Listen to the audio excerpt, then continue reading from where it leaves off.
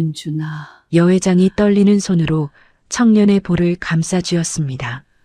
그 청년은 불과 한 달 전까지 새벽 2시에 취객을 태우는 대리운전 기사였습니다. 그런데 어느 날 밤 손님의 전화기와 자신의 전화기가 뒤바뀌었습니다.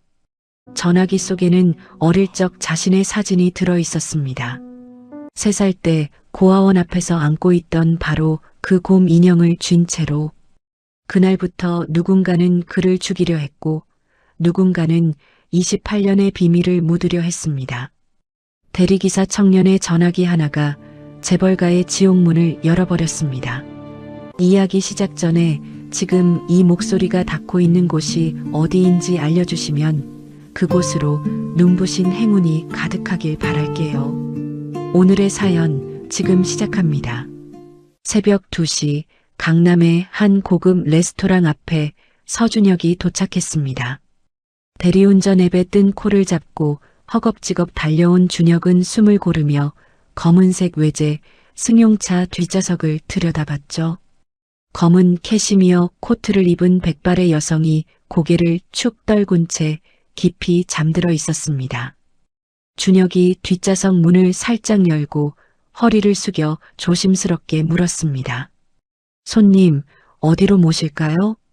대답이 없었어요. 준혁이 목소리를 한 톤 올렸죠. 손님, 목적지가 어디세요? 여성이 눈도 뜨지 못한 채 겨우 입술을 달싹였습니다. 청담동 청담 힐스테이트. 코끝을 찌르는 술 냄새에 준혁이 고개를 살짝 돌렸어요. 뒷좌석 문을 닫고 운전석에 올라탄 준혁은 자기 휴대폰을 대시보드 옆 거치대에 올려놓고 내비게이션을 찍었습니다. 청담동으로 향하는 도로는 텅 비어 있었죠. 백미러로 뒷좌석을 살피니 여성은 코트 깃에 얼굴을 파묻고 꼼짝도 하지 않았습니다. 강남대로에서 청담 사거리로 꺾어드는 그 커브 구간이었어요. 차체가 크게 기울면서 뒷좌석에 놓여있던 핸드백이 와르르 쏟아졌습니다. 립스틱, 카드 지갑, 손수건이 바닥에 흩어지고 핸드백 안에 있던 휴대폰 하나가 운전석과 뒷좌석 사이로 쭉 미끄러져 들어왔죠.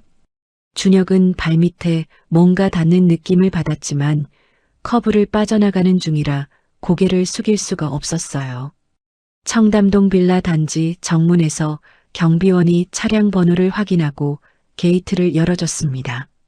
높은 담장 너머로 정원 조명이 은은하게 빛나고 로비 입구가 대낮처럼 환했죠. 대리운전 3년차, 이런 풍경쯤은 새로울 게 없었습니다. 준혁이 차를 세우고 뒷좌석 문을 열자 경비원이 다가왔어요. 회장님, 도착하셨습니다. 경비원이 능숙하게 여성의 팔을 부축했습니다. 준혁은 바닥에 흩어진 소지품을 하나하나 주워 핸드백에 담아 경비원에게 건넸죠. 소지품 다 챙겨드렸습니다. 수고하세요. 경비원이 고개를 끄덕이며 여성을 로비 안으로 데려갔어요. 준혁은 운전석으로 돌아가 바닥에 남은 휴대폰을 집어들었습니다. 검은 케이스를 씌운 휴대폰. 아무 의심 없이 주머니에 쑤셔 넣었죠. 자기 폰이라고 생각한 겁니다. 대시보드 옆 거치대에 폰이 있다는 걸 미처 눈치채지 못한 채 준혁은 택시를 잡아타고 관악구 월세 원룸으로 돌아왔어요. 방에 들어온 준혁이 충전기를 꽂으려고 화면을 켰습니다. 알림 하나가 떠 있었죠. 태성식품 내일 이사회 안건 확인 부탁드립니다. 비서실 김 과장. 준혁의 손가락이 딱 멈췄어요. 미간을 찌푸리며 화면을 다시 들여다봤습니다. 태성식품? 이사회? 폰을 뒤집어 살펴봤죠. 같은 기종, 같은 검은 케이스. 그제야 준혁의 눈이 동그래졌어요. 아, 이거 내 폰이 아니네. 한 손으로 이마를 짚으며 깊은 한숨을 내뱉었습니다. 자기 진짜 폰은 그 여성의 차 안에 남아있거나 여성이 자기 것으로 착각해 가져갔을 게 분명했죠. 새벽이라 당장 연락할 방법이 없었어요. 준혁은 폰을 내려놓으려다가 화면에 남아있는 알림을 닫으려고 손가락을 스르륵 밀었습니다. 그 순간 홈 화면이 열렸죠. 잠금이 걸려 있지 않았어요. 준혁은 멈칫했습니다. 남의 폰을 들여다보면 안 된다는 걸 알고 있었지만 이미 눈이 화면 위에 멈춰 있었죠. 홈 화면 배경에 사진 한 장이 걸려 있었어요. 3살쯤 돼 보이는 남자아이가 곰 인형을 꼭 안고 환하게 웃고 있었습니다. 준혁은 처음에는 별 생각 없이 봤어요. 누군가의 아이 사진이겠거니. 그런데 사진 속 아이가 안고 있는 곰 인형에 시선이 꽂혔죠. 왼쪽 귀가 약간 찢어져 있었습니다. 배에 별 모양 패치가 붙어 있었어요. 오른팔에 파란 리본이 달려 있었죠. 준혁의 심장이 쿵 내려앉았습니다. 손에서 폰을 놓칠 뻔하며 준혁이 방 한 구석에 놓인 낡은 박스 앞으로 달려갔어요. 무릎을 꿇고 박스를 열어 안쪽을 뒤졌죠. 손끝에 닿은 것은 날꽃대가 탄 곰 인형 하나였습니다. 고아원 해맑은 집을 퇴소하던 날 원장 수녀님이 준혁의 손에 쥐어주며 말했어요. 네가 올 때 가지고 있던 유일한 물건이야. 꼭 간직하렴. 준혁은 떨리는 손으로 인형을 꺼내 폰 화면 옆에 나란히 놓았습니다. 왼쪽 귀에 찢어진 각도, 배의 별 모양 패치 위치, 오른팔에 파란 리본. 하나도 빠짐없이 같았어요. 숨이 턱 막혔죠. 준혁이 인형을 뒤집어 발바닥을 살폈습니다. 세월의 발에 거의 보이지 않는 자수 2글자가 손가락 끝에 걸렸어요. 윤준. 준혁의 입술이 파르르 떨렸습니다. 준혁은 다시 폰 화면 속 아이의 얼굴을 들여다봤어요. 둥근 이마, 짙은 눈썹, 약간 올라간 눈꼬리. 박스 바닥을 더 뒤져 작은 증명사진 한 장을 꺼냈습니다. 고아원 입소 당시 원장 수녀님이 찍어준 사진이었죠. 준혁이 2장의 사진을 번갈아 봤어요. 폰 속 아이와 자기 입소 사진 속 아이. 얼굴 윤곽이 포개지듯 겹쳤습니다. 준혁의 온몸에 소름이 돋았어요. 두 손이 부들부들 떨리고 목구멍 안에서 뜨거운 것이 치밀어 올라왔죠. 이건 나잖아. 목소리가 갈라졌습니다. 떨리는 손으로 사진첩을 열었어요. 같은 아이의 사진이 수십 장 저장되어 있었죠. 돌잔치 사진, 첫 걸음마를 떼는 순간, 두 돌 생일에 바로 그 곰 인형을 선물 받는 장면.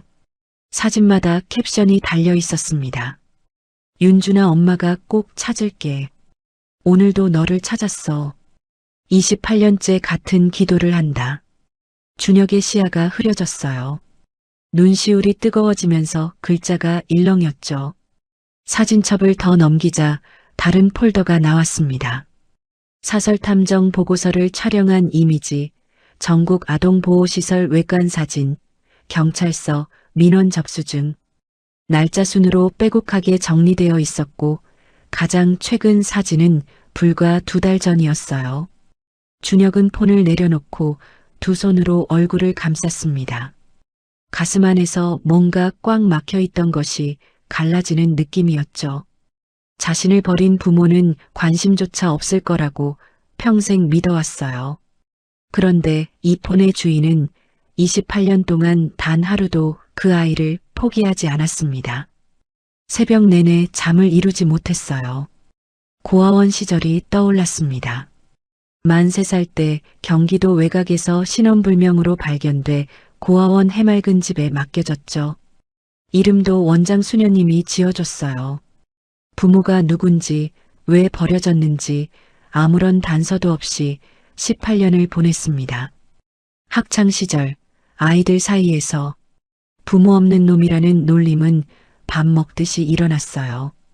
준혁은 그때마다 말 대신 주먹이 먼저 나갔죠. 처음엔 맞기만 했습니다.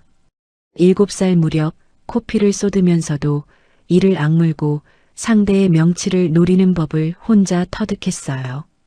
맞으면 2배로 갚아주는 아이. 그 소문이 퍼지고 나서야 함부로 건드리는 사람이 없어졌죠. 10살 때 자기보다 머리 하나 큰 형 셋이 곰 인형을 빼앗으려 했습니다. 준혁은 옆에 있던 의자 다리를 움켜잡고 3명을 차례로 쓰러뜨렸어요. 한 명의 코뼈가 부러졌죠. 그 뒤로 고아원에서는 이런 말이 돌았습니다. 준혁이 인형 건드리면 죽는다. 18배 고아원을 나왔지만 시설 출신이라는 낙인은 끝까지 따라붙었어요. 건설 현장에서 십장이 비웃으며 임금을 떼먹으려 하면 준혁은 주먹으로 맞서서 돈을 받아냈죠. 항만 하역장에서 선배가 시설놈이 어디서 건방이냐며 시비를 걸어도 싸워서 이긴 뒤로는 아무도 건드리지 못했습니다. 폭력을 좋아해서가 아니었어요. 자기 존재를 부정당할 때 유일하게 가진 저항수단이 몸뚱이뿐이었던 겁니다. 아침이 밝았습니다. 준혁이 폰 속 연락처에서 비서실 김 과장을 찾아 전화를 걸었어요. 여보세요. 저 어젯밤 대리운전 기사인데요. 폰이 서로 바뀐 것 같습니다. 김 과장이 짧게 받았죠. 아, 네. 확인해보고 다시 연락드리겠습니다. 김 과장은 전화를 끊자마자 다른 번호를 눌렀습니다. 태성식품 부사장 서태주였어요. 부사장님, 대리기사한테서 전화가 왔습니다. 회장님, 폰 반환 요청입니다. 전화기 너머로 긴 침묵이 흘렀죠. 서태주의 목소리가 낮게 깔렸습니다. 그놈 이름하고 연락처 확보해. 형수한테는 내가 처리한다고 전하고 폰은 민재가 받으러 갈 테니까. 30분 뒤 김 과장이 준혁에게 다시 전화를 걸었어요. 회장님께서 급히 지방 출장을 가시게 돼서 오늘은 어렵고요. 대신 회장님 가족분이 수고하시겠답니다. 태성식품 본사 로비로 와주시면 됩니다. 전화를 끊은 준혁이 태성식품을 검색했습니다. 국내 매출 5위권의 대형 식품 그룹이었죠. 회장 윤정희 62세. 남편 서병호 사후 20년 넘게 홀로 그룹을 이끌어온 철의 여인이라는 기사가 떴어요.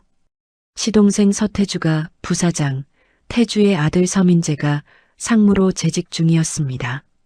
기사 하나에 장세훈 전무라는 이름이 걸렸죠. 태주의 최측근으로 최근 퇴임했다는 내용이었어요. 준혁이 태성식품 본사 로비에 도착했습니다. 넓은 대리석 바닥 위로 햇빛이 쏟아지고 있었죠.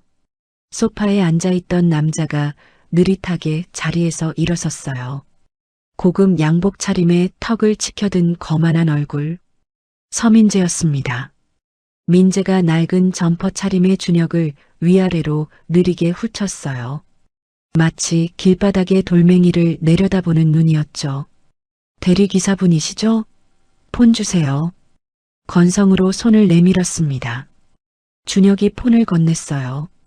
민재가 반대손으로 다른 폰을 내밀었죠. 여기, 이게 당신 폰이고. 준혁이 자기 폰을 받아들며 물었습니다. 이 폰 주인이신 회장님을 직접 만날 수 있을까요? 민재의 눈빛이 칼날처럼 바뀌었어요. 입꼬리에 걸려있던 여유가 싹 사라졌죠. 회장님은 바쁜 분이야. 대리기사가 무슨 용건이 있다는 거지? 준혁이 물러서지 않고 한마디 더 했습니다. 개인적으로 여쭤볼 게 있어서요.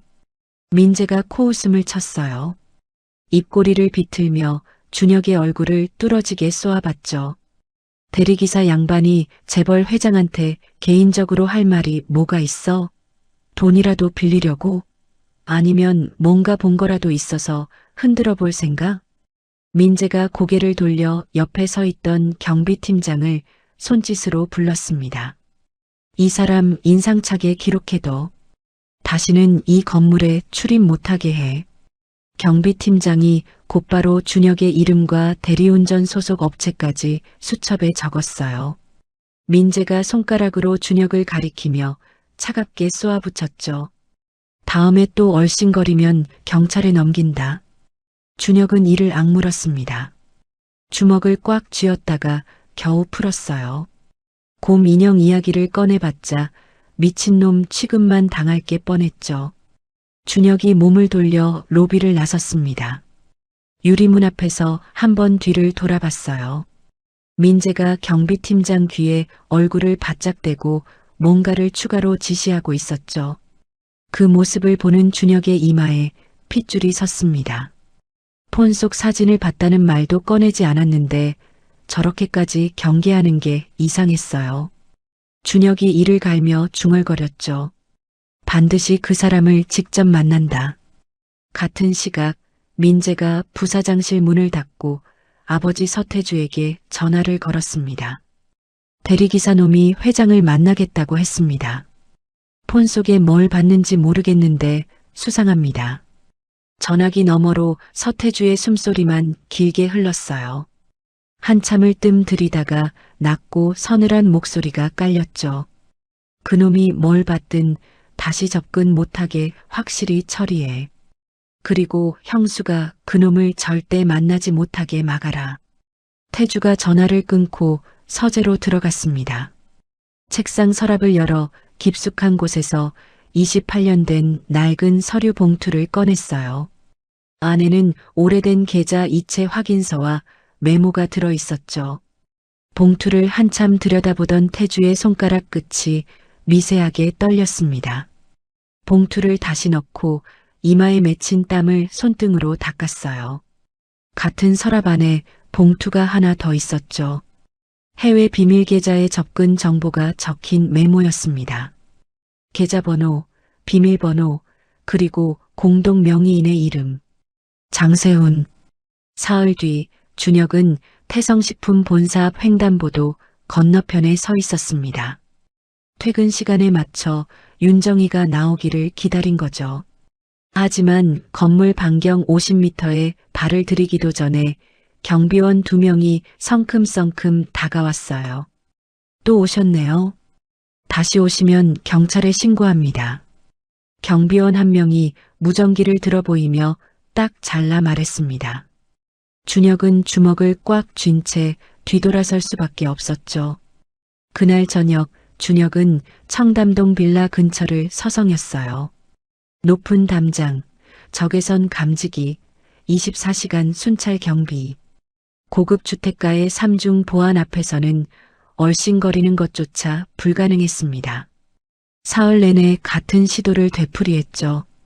사흘 내내 같은 결과였어요. 준혁이 원룸 바닥에 주저앉아 벽에 등을 기대며 내뱉었습니다. 도대체 어떻게 해야 만날 수 있는 건데? 그 무렵 태성식품 본사에서는 서태주가 판을 짜고 있었어요. 비서실 김 과장을 불러 지시를 내렸죠. 형수한테는 대리기사가 폰 반납하고 아무 말 없이 돌아갔다고 보고해. 알았지? 김 과장이 고개를 숙이며 대답했습니다. 네, 부사장님.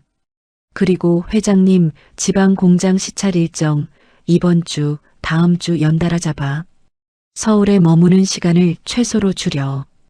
김 과장이 비서실로 돌아가 윤정희에게 보고했어요. 회장님, 대리기사분이 폰 반납하시고 돌아가셨습니다. 별다른 요구사항은 없었고요. 윤정희가 돌려받은 폰의 사진첩을 열어 사진들이 그대로인 걸 확인하며 안도의 숨을 내쉬었습니다. 하지만 폰을 내려놓고도 손가락 끝이 탁자 위를 두드리고 있었죠. 그 대리기사가 혹시 사진을 보지는 않았을까? 윤정희가 혼잣말을 중얼거렸지만 김 과장이 내민 지방 출장 일정표에 시선을 빼앗기며 그 생각을 뒤로 밀어 넣었어요. 태주가 윤정희를 지방으로 묶어두려는 진짜 이유는 따로 있었습니다. 28년 전 자기가 저지른 일이 수면 위로 올라올 가능성을 원천 차단하려는 거였죠. 태주는 수년 전부터 윤정희의 업무용 차량에 GPS 추적기를 붙여놓고 동선을 실시간으로 감시해왔어요. 예정이 없는 장소를 방문하거나 비정상적인 움직임이 감지되면 즉시 김 과장을 통해 확인하는 체계를 갖추고 있었습니다. 김 과장에게 한마디를 더 던졌죠. 회장님 주변에 접근하는 외부인은 누구든 즉시 나한테 보고해. 모든 직접 접근이 막힌 준혁은 마지막 방법들을 하나씩 시도했어요. 태성식품 대표 번호에 전화를 걸었습니다. 회장님께 개인적으로 전할 말이 있는데요. 교환원이 사무적인 목소리로 잘라냈죠. 외부인의 직접 연결은 불가합니다. 윤정희의 공개 이메일로 자기 사연을 보냈지만 비서실에서 걸러져 윤정희에게 닿지 않았어요. 태성식품 공식 SNS에 댓글을 남겨봤지만 민재의 지시로 올리자마자 삭제됐죠. 준혁이 원룸 바닥에 곰 인형을 내려놓고 멍하니 바라봤습니다. 인형 발바닥에 윤준 자수가 형광등 불빛 아래 희미하게 빛났어요. 도대체 어떻게 해야 저 사람을 만날 수 있는 거냐? 준혁의 목소리가 텅 빈 원룸 안에서 허무하게 울렸죠. 이 무렵 준혁의 일상도 흔들리기 시작했습니다. 밤마다 대리운전에 나섰지만 집중이 안 됐어요.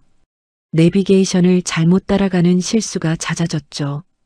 단골 콜을 주던 앱 매니저한테서 전화가 왔습니다. 준혁 씨, 이번 달 고객 불만이 3건이나 들어왔어요. 한 번만 더 들어오면 계정 정지 들어갑니다. 통장 잔고가 100만 원 아래로 떨어져 있었어요.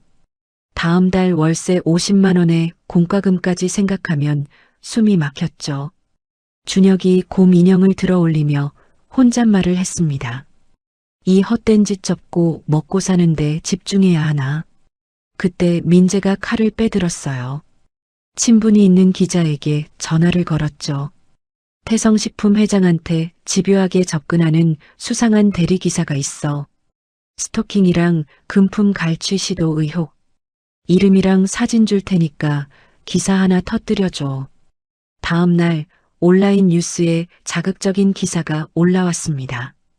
태성식품 여회장에게 집요하게 접근하는 대리기사, 스토킹 및 금품 갈취 시도 의혹. 준혁의 이름과 대리운전 등록 사진이 그대로 실렸어요. 댓글창이 불타올랐죠. 스토커 대리기사, 재벌한테 한탕 놀이나. 이런 놈은 감옥에 쳐넣어야지. 악성 댓글이 수천 개 달렸습니다. 같은 날 대리운전 앱에서 알림이 떴어요. 고객 민원 다수 접수, 계정 정지. 유일한 수입원이 하루아침에 사라졌습니다. 기사가 퍼지면서 월세 원룸 앞에 기자 2명이 찾아왔어요. 카메라를 들이밀며 물었죠. 회장한테 접근한 거 사실이에요? 준혁이 고개를 숙이고 아무 말 없이 문을 닫았습니다. 그날 저녁 옆방 주민이 건물주에게 전화를 걸었어요. 스토커가 우리 건물에 사는 거래요. 당장 내보내세요. 건물주한테서 문자가 왔죠. 이번 달 안에 나가주세요. 통장 잔고 47만 원. 수입은 끊겼고 집에서도 쫓겨나게 됐습니다. 준혁이 편의점에서 삼각김밥 하나를 사와 방바닥에 앉아 뜯었어요. 한 입 물고 씹는데 맛이 느껴지지 않았죠. 나는 그냥 진실을 확인하고 싶었을 뿐인데. 준혁이 삼각김밥을 든 손을 덜덜 떨며 천장을 올려다봤습니다. 어느새 자기가 사회에서 범죄자로 낙인 찍혀가고 있다는 게 실감이 났어요. 이가 갈렸죠. 민재는 거기서 멈추지 않았습니다. 직접 법적 공격에 나섰어요.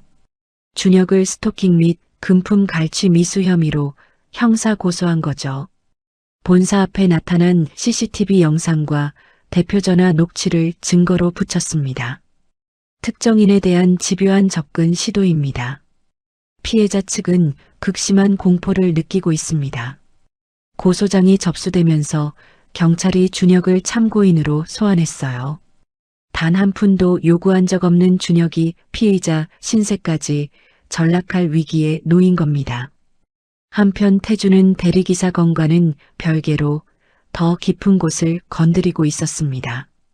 28년 전 어린 윤준을 휴게소에서 빼내 경기도 양평 도로변에 버린 실행범. 60대 초반의 전과자 박종구. 최근 이놈의 행방이 불안정하다는 정보가 들어왔어요. 태주가 사설 조사업체를 통해 박종구를 찾아냈습니다. 허름한 쪽방에서 박종구의 멱살을 잡은 건 태주가 보낸 사람이었죠. 태주가 직접 전화를 걸어 박종구에게 말했어요. 지금 당장 해외로 나가. 돈은 넉넉히 보냈다. 입 열면 내 인생 끝이야. 박종구가 돈 봉투를 움켜쥐고 인천공항으로 향했습니다. 하지만 박종구에게는 보험이 있었어요. 28년 전 태주한테 범행 지시를 받을 때 통화 내용을 카세트 녹음기에 몰래 녹음해뒀죠. 전과자 특유의 생존 본능이었습니다. 나중에 돈을 더 뜯어내야 할 때 쓸 수 있지. 그 테이프가 인천의 한 여인숙 보관함에 고스란히 남아 있었어요. 수입도 집도 잃은 준혁이 짐을 싸서 원룸을 나섰습니다. 낡은 배낭 하나에 옷가지를 쑤셔넣고 곰 인형만큼은 품에 꼭 안았죠. 서울역 근처 찜질방에서 밤을 보냈어요. 사우나 구석에 등을 기대고 앉아 곰 인형을 내려다봤습니다. 이대로 포기할까? 준혁이 나지막이 내뱉었어요. 인형 발바닥에 윤준 자수가 어두운 불빛 아래 희미하게 보였죠. 윤준아, 엄마가 꼭 찾을게. 폰 속에서 봤던 캡션이 머릿속에서 떠나지 않았습니다. 준혁이 인형을 가슴 가까이 끌어안으며 두 눈을 질끈 감았어요. 직접 만날 수 없으면 저쪽에서 나를 찾아오게 만들어야지. 준혁이 눈을 떴습니다. 돌려받은 자기 폰으로 곰 인형 사진을 찍었어요. 인형의 정면과 발바닥 윤준 자수만 찍되 배의 별 모양 패치는 일부러 프레임 밖으로 뺐죠. 진짜 주인이라면 사진에 없는 그 세부 특징까지 알 거라는 직감이었습니다. 찜질방 공용 컴퓨터에 폰을 USB로 연결해 사진을 옮기고 인터넷 미아 찾기 커뮤니티에 글을 올렸어요. 1996년 경기도에서 이 인형과 함께 발견된 아이입니다. 이 인형을 알아보시는 분을 찾습니다. 게시글이 SNS를 타고 빠르게 퍼졌습니다. 곰 인형의 주인을 찾습니다라는 키워드가 온라인에서 화제가 됐죠. 민재가 깔아뒀던 스토커 대리기사 프레임과 정면으로 부딪히면서 대중의 호기심이 폭발했어요. 이 사람이 정말 스토커야? 아니면 뭔가 다른 사연이 있는 거 아니야? 댓글이 쏟아지는 가운데 쪽지 하나가 들어왔습니다. 자칭 아동 실종 사건 전문 블로거였어요. 1996년 경기도에서 실종된 아동 사건 목록에 비슷한 시기의 건이 있습니다. 준혁의 손이 떨렸죠. 정확한 정보인지 확인할 수는 없었지만 퍼즐 조각이 하나 더 맞춰지는 느낌이었습니다. 온라인이 들끓자 TV 시사 프로그램 PD가 연락을 해왔어요. 기사를 보도한 언론사에서도 인터뷰를 요청했죠. 이 상황을 보고받은 태주가 부사장실 책상을 내리치며 벌떡 일어섰습니다. 통제가 안 되고 있잖아. 한편 지방 출장 중이던 윤정이는 비서가 아닌 운전기사의 개인 폰으로 SNS를 보게 됐어요. 화면을 스크롤하던 윤정이의 손가락이 딱 멈췄습니다. 곰 인형 사진이었죠. 왼쪽 귀가 찢어져 있었어요. 오른팔에 파란 리본이 달려 있었습니다. 윤정희의 얼굴이 하얗게 질렸어요. 폰을 두 손으로 움켜쥐며 운전기사에게 소리쳤죠. 차 돌려. 지금 당장 서울로. 운전기사가 깜짝 놀라 백미러를 봤습니다. 회장님, 무슨 일이? 이 인형 내가 직접 샀어. 왼쪽 귀가 찢어진 건 윤준이가 일을 갈 때 물어서 그런 거야. 서울로 돌려, 당장. 윤정희의 목소리가 떨렸어요. 28년간 가짜 제보에 수없이 속아왔기 때문에 확신과 두려움 사이를 미친 듯이 오갔죠. 서울까지 남은 3시간이 윤정희의 인생에서 가장 긴 시간이었습니다. 차 안에서 윤정희는 28년 전의 악몽을 떠올렸어요. 아들을 잃은 직후 잠을 잘 수가 없었습니다. 없는 아이 울음소리가 들렸죠. 주치의의 권유로 서울의 한 정신건강의학과에 3개월간 입원했어요. 퇴원 뒤에도 수년간 약을 먹으며 겨우 일상으로 돌아왔습니다. 그 기간 동안 시동생 태주가 경영을 대행하면서 회사 안에서 뿌리를 내렸죠. 윤정이가 창밖을 바라보며 나지막이 중얼거렸어요. 그때 무너지지 않았으면 윤준이를 찾을 힘도 없었을 거야. 하지만 윤정이가 서울에 도착하기도 전에 민재가 먼저 움직였습니다. 사설 조사업체를 통해 게시글 작성 IP를 역추적한 거죠. 서울역 근처 찜질방이 특정됐어요. 건장한 남자 셋이 찜질방 안으로 들어왔습니다. 구석에서 인형을 안고 앉아 있는 준혁 앞에 봉투 하나를 내밀었죠. 입 닥치고 서울을 떠나. 돈이 필요하면 이거 받고 사라져.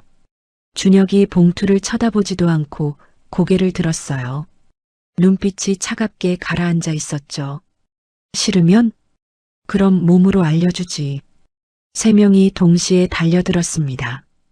첫 번째 남자의 주먹이 날아왔어요. 준혁이 고개를 옆으로 틀며 피한 뒤 상대의 명치에 주먹을 꽂았죠. 남자가 헛기침을 터뜨리며 무릎을 꿇었습니다. 두 번째 남자가 뒤에서 팔을 잡으려 했어요. 준혁이 팔꿈치를 뒤로 세게 내질러 남자의 코를 맞췄죠. 코피가 터지며 남자가 비명을 질렀습니다. 세 번째 남자가 의자를 들어 올렸어요. 준혁이 한 발 앞으로 파고들며 남자의 손목을 비틀었죠. 의자가 바닥에 떨어지고 준혁이 남자의 다리를 걸어 넘어뜨렸습니다. 고아라는 말을 들을 때마다 주먹으로 맞서우며 몸에 새긴 싸움이었어요. 공사판과 항만에서 더 단단하게 다져진 몸이었죠. 세 명이 모두 바닥에 쓰러졌습니다. 찜질방 CCTV가 모든 장면을 녹화하고 있었어요. 준혁이 거친 숨을 내쉬며 바닥에 쓰러진 남자들을 내려다봤습니다. 한 남자의 주머니에서 카드 하나가 삐져나와 있었어요. 서민재 상무, 태성식품, 법인카드였죠. 준혁이 자기 폰을 꺼내 법인카드와 쓰러진 남자들의 얼굴을 한 장 한 장 촬영했습니다. 멍이 든 팔을 매만지며 준혁의 눈에 불이 켜졌어요. 이렇게까지 막으려는 건 내가 진짜이기 때문이야. 준혁이 곰 인형을 주워 품에 더 꼭 안았죠. 일주일이 지났습니다. 태성식품 본사 회장실이었어요. 윤정희 회장이 책상 앞에 앉아 비서실 김 과장을 불렀습니다. 김 과장, 그 대리기사한테 연락해 봤어요? 김 과장이 회장실 문 앞에 서서 고개를 숙였어요. 회장님, 그 사람 대리운전 계정이 정지됐습니다. 원룸도 퇴거된 상태라 연락처가 끊겼습니다. 윤정희 회장이 책상 위 서류를 내려놓았어요. 회장의 손가락이 서류 모서리를 꾹 눌렀습니다. 계정이 왜 정지돼요? 확인이 어렵습니다. 개인정보라서 앱 측에서 알려주지 않았습니다. 윤정희 회장이 의자에서 일어나 창가로 걸어갔어요. 창밖을 내다보는 회장의 눈이 가늘어졌습니다. 그 사람 전화기에 내 사진이 있었어요. 윤준이 사진이요. 김 과장이 고개를 들어 회장을 바라보았어요. 네. 그날 밤에 전화기가 바뀌었잖아요. 그 사람이 내 전화기를 가져간 거였는데 돌려주러 왔을 때 민재가 로비에서 받았다고 했죠? 네, 그렇습니다. 윤정희 회장이 고개를 돌려 김 과장을 똑바로 보았어요. 근데 그 사람이 전화기만 돌려주고 아무 말 없이 갔다고요? 내 전화기에 윤준이 사진이 있는 걸 봤을 텐데 김 과장의 시선이 바닥으로 떨어졌어요. 김 과장의 손이 바지 옆선을 쓸었습니다. 그 부분은 저도 잘 모르겠습니다. 윤정희 회장이 김 과장에게 한 걸음 다가섰어요. 내가 직접 찾아볼 테니까 그날 로비 폐쇄회로 영상을 가져와요. 민재가 그 사람한테 뭐라고 했는지 보고 싶어요. 김 과장이 입술을 한번 깨물었다가 고개를 숙였습니다. 알겠습니다, 회장님. 김 과장이 회장실을 나서자마자 복도 끝으로 걸어가 전화기를 꺼냈어요. 전화기 화면에 서태주 부사장이라는 이름이 떴습니다. 김 과장이 주위를 둘러보고 목소리를 낮췄어요. 부사장님, 회장님이 로비 폐쇄회로 영상을 요구하십니다. 전화 너머로 서태주의 목소리가 들렸습니다. 영상을 줘. 대신 민재가 그 기사한테 한 말은 편집해서 넘겨. 알겠습니다. 윤정희 회장은 그 시각 회장실에서 서랍을 열었어요. 서랍 안에 낡은 사진첩이 있었습니다.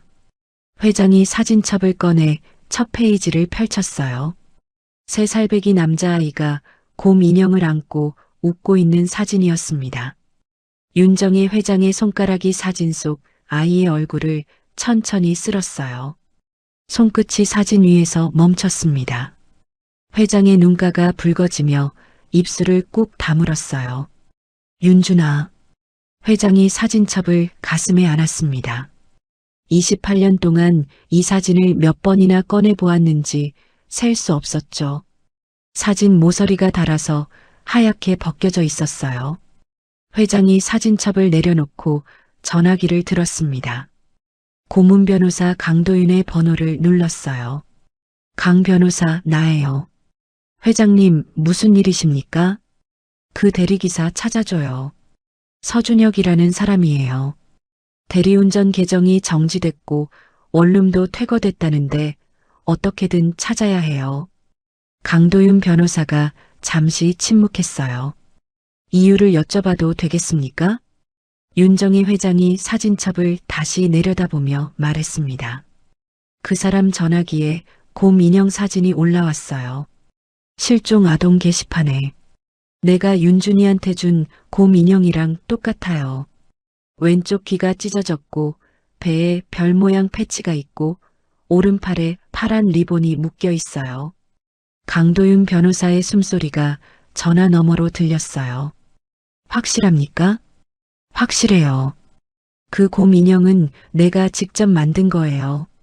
세상에 하나밖에 없어요. 강도윤 변호사가 대답했습니다.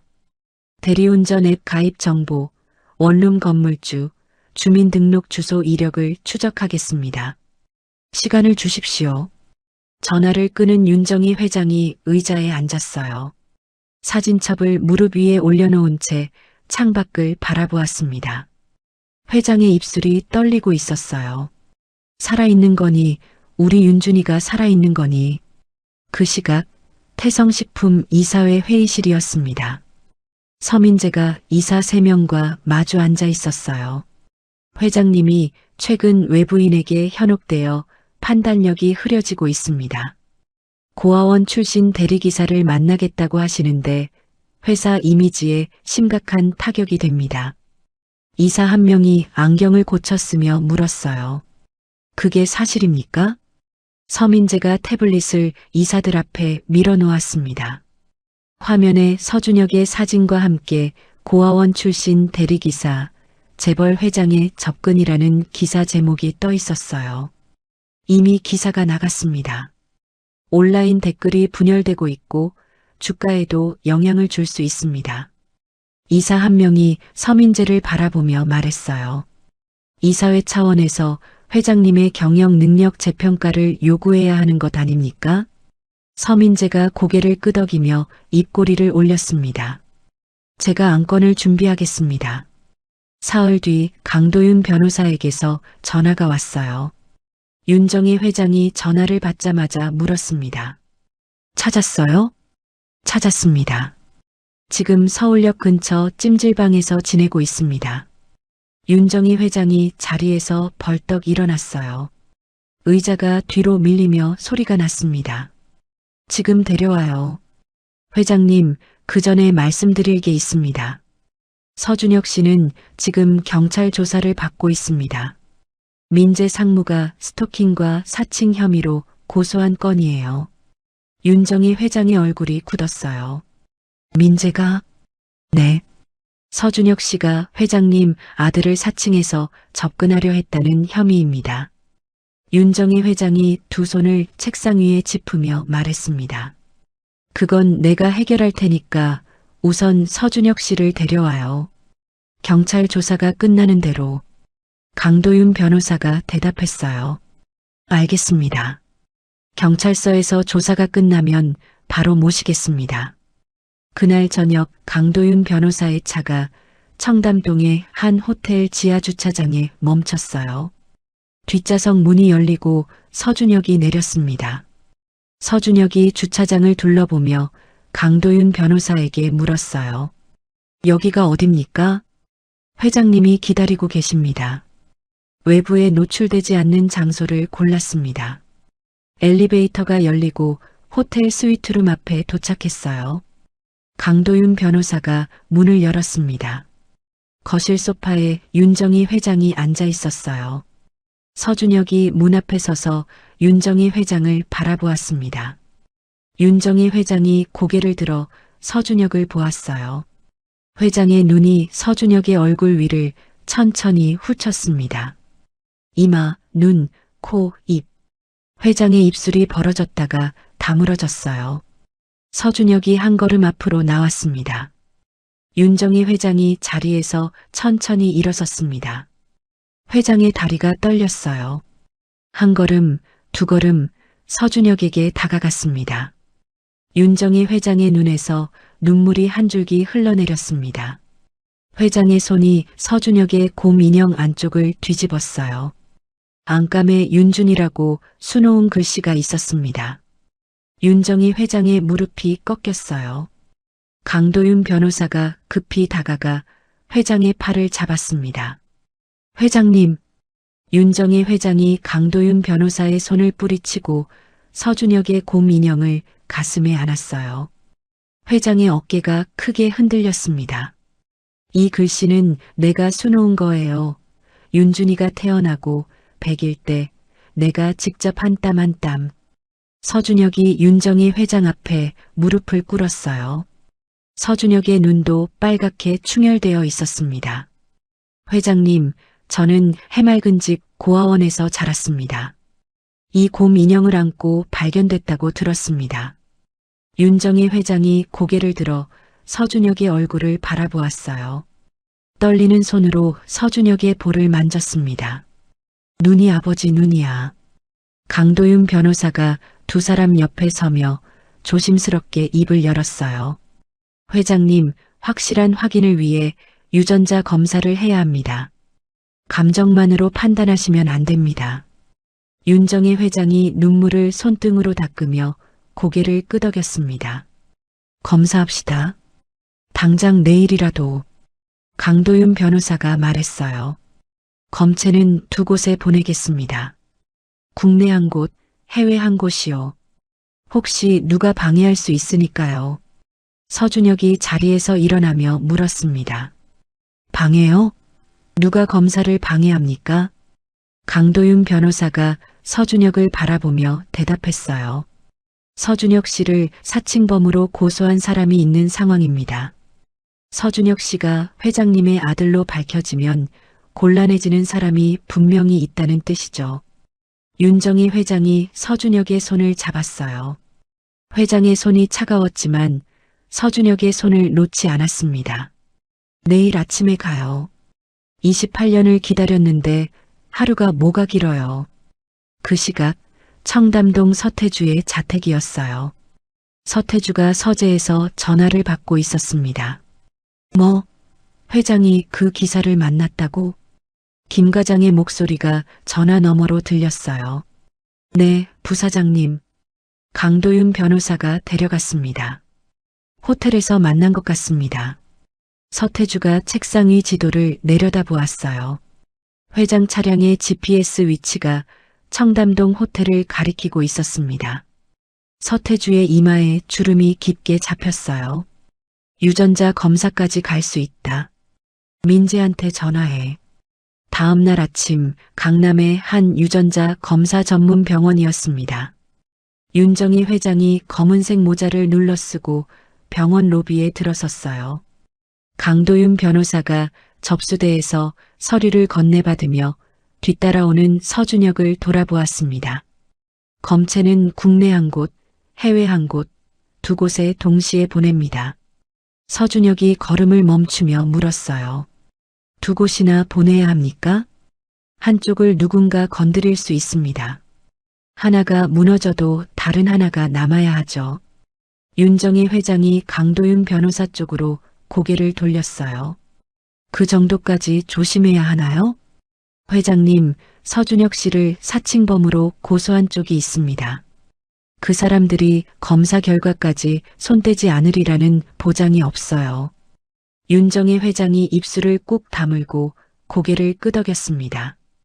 체열실 앞 복도였어요. 서준혁이 의자에 앉아 소매를 걷었습니다. 간호사가 서준혁의 왼팔에 고무줄을 묶었어요. 바늘이 들어가는 순간 서준혁의 턱 근육이 미세하게 떨렸습니다. 윤정희 회장이 체열실 문 앞에 서서 서준혁의 팔을 바라보았어요. 회장의 오른손이 자기도 모르게 가슴 앞으로 올라왔습니다. 손가락 끝이 가늘게 떨리고 있었죠. 윤정희 회장의 차례가 왔어요. 회장이 체열 의자에 앉으며 간호사에게 왼팔을 내밀었습니다. 바늘이 들어가는데도 회장은 눈 하나 깜빡이지 않았어요. 회장의 시선은 체열실 밖 복도에 서 있는 서준혁에게 고정되어 있었습니다. 체열이 끝난 뒤 강도윤 변호사가 검체 봉투 2개를 직접 밀봉했어요. 국내 결과는 3일, 해외는 일주일 정도 걸립니다. 윤정희 회장이 밀봉된 봉투를 바라보며 물었어요. 3일이요. 네, 3일입니다. 윤정희 회장이 병원 복도를 걸으며 서준혁 옆에 섰어요. 회장이 서준혁의 얼굴을 올려다보았습니다. 서준혁의 턱선, 눈매, 이마를 한참 들여다보았어요. 3일이 길겠네요. 서준혁이 고개를 숙이며 대답했습니다. 저도 그렇습니다. 윤정희 회장이 핸드백에서 작은 사진 한 장을 꺼냈어요. 지갑 안쪽에 끼워두었던 모서리가 다른 사진이었습니다. 사진 속에 갓 돌이 지난 아기가 남자의 무릎 위에 앉아 있었어요. 이 사람이 윤준이 아버지예요. 내 남편이었죠. 서준혁이 사진을 받아들었어요. 사진 속 남자의 눈매를 한참 바라보았습니다. 눈이 비슷하다는 말을 어젯밤에도 하셨습니다. 윤정희 회장이 사진을 도로 받으며 말했어요. 남편이 세상을 떠나고 윤준이마저 사라졌어요. 28년 동안 이 사진 한 장이 전부였어요. 회장의 목소리가 잠겼습니다. 회장이 고개를 돌려 병원 창밖을 바라보았어요. 목을 가다듬는 소리가 조용한 복도에 울렸죠. 미안해요. 괜한 말을 했네. 서준혁이 윤정희 회장을 바라보며 입을 열었어요. 괜한 말이 아닙니다. 윤정희 회장이 서준혁에게 고개를 돌렸어요. 회장의 눈가에 물기가 맺혀 있었습니다. 회장이 손등으로 눈가를 한번 훔치고 걸음을 옮겼어요. 그날 밤 청담동 서태주의 자택 서재였습니다. 서민재가 문을 열고 들어왔어요. 아버지, 검사를 2군데 맡겼답니다. 서태주가 안경을 벗으며 아들을 올려다보았습니다. 2군데? 국내 한 곳, 해외 한 곳입니다. 강도윤이 직접 밀봉까지 했다고 합니다. 서태주의 안경을 내려놓는 동작이 느려졌어요. 서태주가 의자 등받이에 몸을 기대며 두 손을 깍지 꼈습니다. 천장을 올려다보는 서태주의 눈이 가늘게 좁아졌어요. 해외는 손을 못 쓴다. 국내를 잡아. 서민재가 한 발 앞으로 다가서며 목소리를 낮췄어요. 국내 검사기관 책임연구원을 확인했습니다. 5천만 원이면 될 것 같습니다. 서태주가 자리에서 일어나 서민재의 앞에 섰습니다. 아들의 어깨를 한 손으로 잡으며 말했어요. 한 번에 끝내. 해외 결과가 나오기 전에 국내 결과로 여론을 뒤집어야 한다. 불일치가 나오면 그 기사는 사칭범이 되는 거야. 서민재가 아버지의 눈을 마주보며 고개를 끄덕였습니다. 서재를 나서는 서민재의 입꼬리가 한쪽으로 올라갔어요. 3일이 지났습니다. 강도윤 변호사의 사무실이었어요. 서준혁이 소파 끝에 걸터 앉아 두 손을 무릎 위에 올려놓고 있었습니다. 손가락이 쉴 새 없이 무릎을 두드리고 있었죠. 윤정희 회장은 맞은편 의자에 허리를 곧게 세우고 앉아 있었어요. 회장의 양손이 핸드백 끈을 꽉 쥐고 있었습니다. 회장의 시선이 강도윤 변호사의 책상 위 봉투에 박혀 있었어요. 강도윤 변호사가 봉투를 집어들었습니다. 봉투를 뜯는 소리가 조용한 사무실에 크게 울렸어요. 결과지를 펼쳐든 강도윤 변호사의 표정이 굳었죠. 친자관계 불일치입니다. 사무실이 조용해졌어요. 윤정희 회장의 핸드백 끈을 쥔 손에 핏줄이 섰습니다. 회장의 고개가 천천히 떨어졌어요. 무릎 위에 놓인 핸드백 위로 물방울이 하나 떨어졌습니다. 서준혁이 벌떡 일어나 결과지를 가져왔어요. 종이를 쥔 서준혁의 손끝이 하얗게 변했습니다. 불일치라니요? 곰 인형이 같고 이름이 같고 사진까지 같은데 이게 말이 됩니까?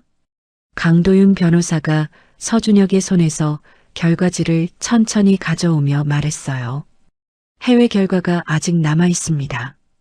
지금 판단하면 안 됩니다. 윤정희 회장이 두 손으로 얼굴을 감쌌어요. 회장의 어깨가 가늘게 흔들렸습니다. 28년을 찾았어요. 매일 밤 그의 이름을 부르면서 잠들었어요. 백화점에서 윤준이 또래 아이를 보면 멈춰서서 얼굴을 들여다봤어요. 혹시 우리 윤준이가 아닐까? 회장의 목소리가 끊겼어요. 회장이 고개를 들었습니다. 눈두덩이 붉게 부어 있었어요. 또 아닌 건가요? 강도윤 변호사가 물컵을 회장 앞에 놓으며 말했습니다. 회장님, 아직 이릅니다. 해외 결과가 나올 때까지 기다리셔야 합니다. 서준혁이 창밖으로 고개를 돌렸어요. 이를 악무는 소리가 턱뼈를 타고 올라왔습니다. 주먹이 허벅지 위에서 하얗게 질려 있었죠. 나흘이 더 지났습니다. 강도윤 변호사에게 해외 검사 기관의 봉투가 도착했어요. 강도윤 변호사가 서준혁과 윤정희 회장을 같은 사무실에 불렀습니다. 윤정희 회장이 사무실에 들어서자마자 물었어요. 결과가 왔나요? 강도윤 변호사가 봉투를 들어 보이며 고개를 끄덕였습니다. 서준혁이 문 앞에 서서 한 걸음도 떼지 못하고 있었어요. 서준혁의 양손이 바지 주머니 안에서 주먹을 쥐고 있었죠. 강도윤 변호사가 봉투를 열고 결과지를 읽었습니다. 변호사의 눈이 커졌어요. 결과지를 든 손이 미세하게 떨렸습니다. 친자관계 일치, 확률 99.99%입니다. 윤정희 회장이 의자에서 일어서다가 다리에 힘이 풀려 다시 주저앉았어요. 회장의 입이 벌어졌다, 닫혔다를 반복했습니다. 그러면 국내 결과는 뭡니까? 강도윤 변호사가 두 장의 결과지를 나란히 놓으며 말했어요. 누군가 국내 검체를 바꿔치기 한 겁니다. 일부러 불일치가 나오도록 조작한 거죠. 서준혁이 그제야 한 걸음 앞으로 나왔습니다. 서준혁의 눈이 빨갛게 충혈되어 있었어요. 입술을 깨물다가 터진 자리에서 피가 살짝 번졌죠. 저 진짜 회장님 아들이 맞습니까? 강도윤 변호사가 결과지를 서준혁에게 건네며 말했습니다. 99.99%면 과학적으로 확정입니다. 서준혁 씨, 아니 서윤준 씨. 맞습니다. 윤정희 회장이 자리에서 일어섰어요. 회장의 다리가 후들거렸지만 한 걸음 한 걸음 서준혁에게 다가갔습니다. 서준혁의 앞에 선 회장이 두 손을 들어 서준혁의 얼굴 양쪽을 감쌌어요. 회장의 손바닥이 서준혁의 볼 위에서 떨리고 있었죠. 윤준아. 윤정희 회장의 입에서 울음이 터져 나왔어요. 28년이야. 엄마가 28년 동안 널 찾았어. 네가 살아있다는 것만 알았어도 엄마가 이렇게 미치지는 않았을 텐데. 서준혁의 눈에서 눈물이 한 줄기 흘러내렸어요. 서준혁이 입술을 꾹 깨물며 고개를 숙였습니다. 서준혁의 양손이 천천히 올라와 윤정희 회장의 손등 위에 포개졌어요. 강도윤 변호사가 두 사람에게서 시선을 돌리며 자리에서 일어났습니다. 창가로 걸어가 커튼을 여는 척하며 등을 돌렸어요. 변호사의 코끝이 빨개져 있었죠. 잠시 뒤 윤정희 회장이 서준혁의 볼에서 손을 떼며 한 발 물러섰어요. 눈물을 손수건으로 닦고 등을 곧게 세웠습니다. 회장의 눈빛이 달라져 있었어요. 강 변호사, 국내 검체를 조작한 사람을 찾아야 합니다. 강도윤 변호사가 자리로 돌아오며 수첩을 꺼냈어요. 서준혁 씨, 증거가 있습니까? 서준혁이 눈물을 소매로 닦으며 고개를 들었어요. 찜질방에서 민재가 보낸 사람들한테 뺏은 법인카드가 있습니다. 서민재 이름으로 된 태성식품 법인카드요.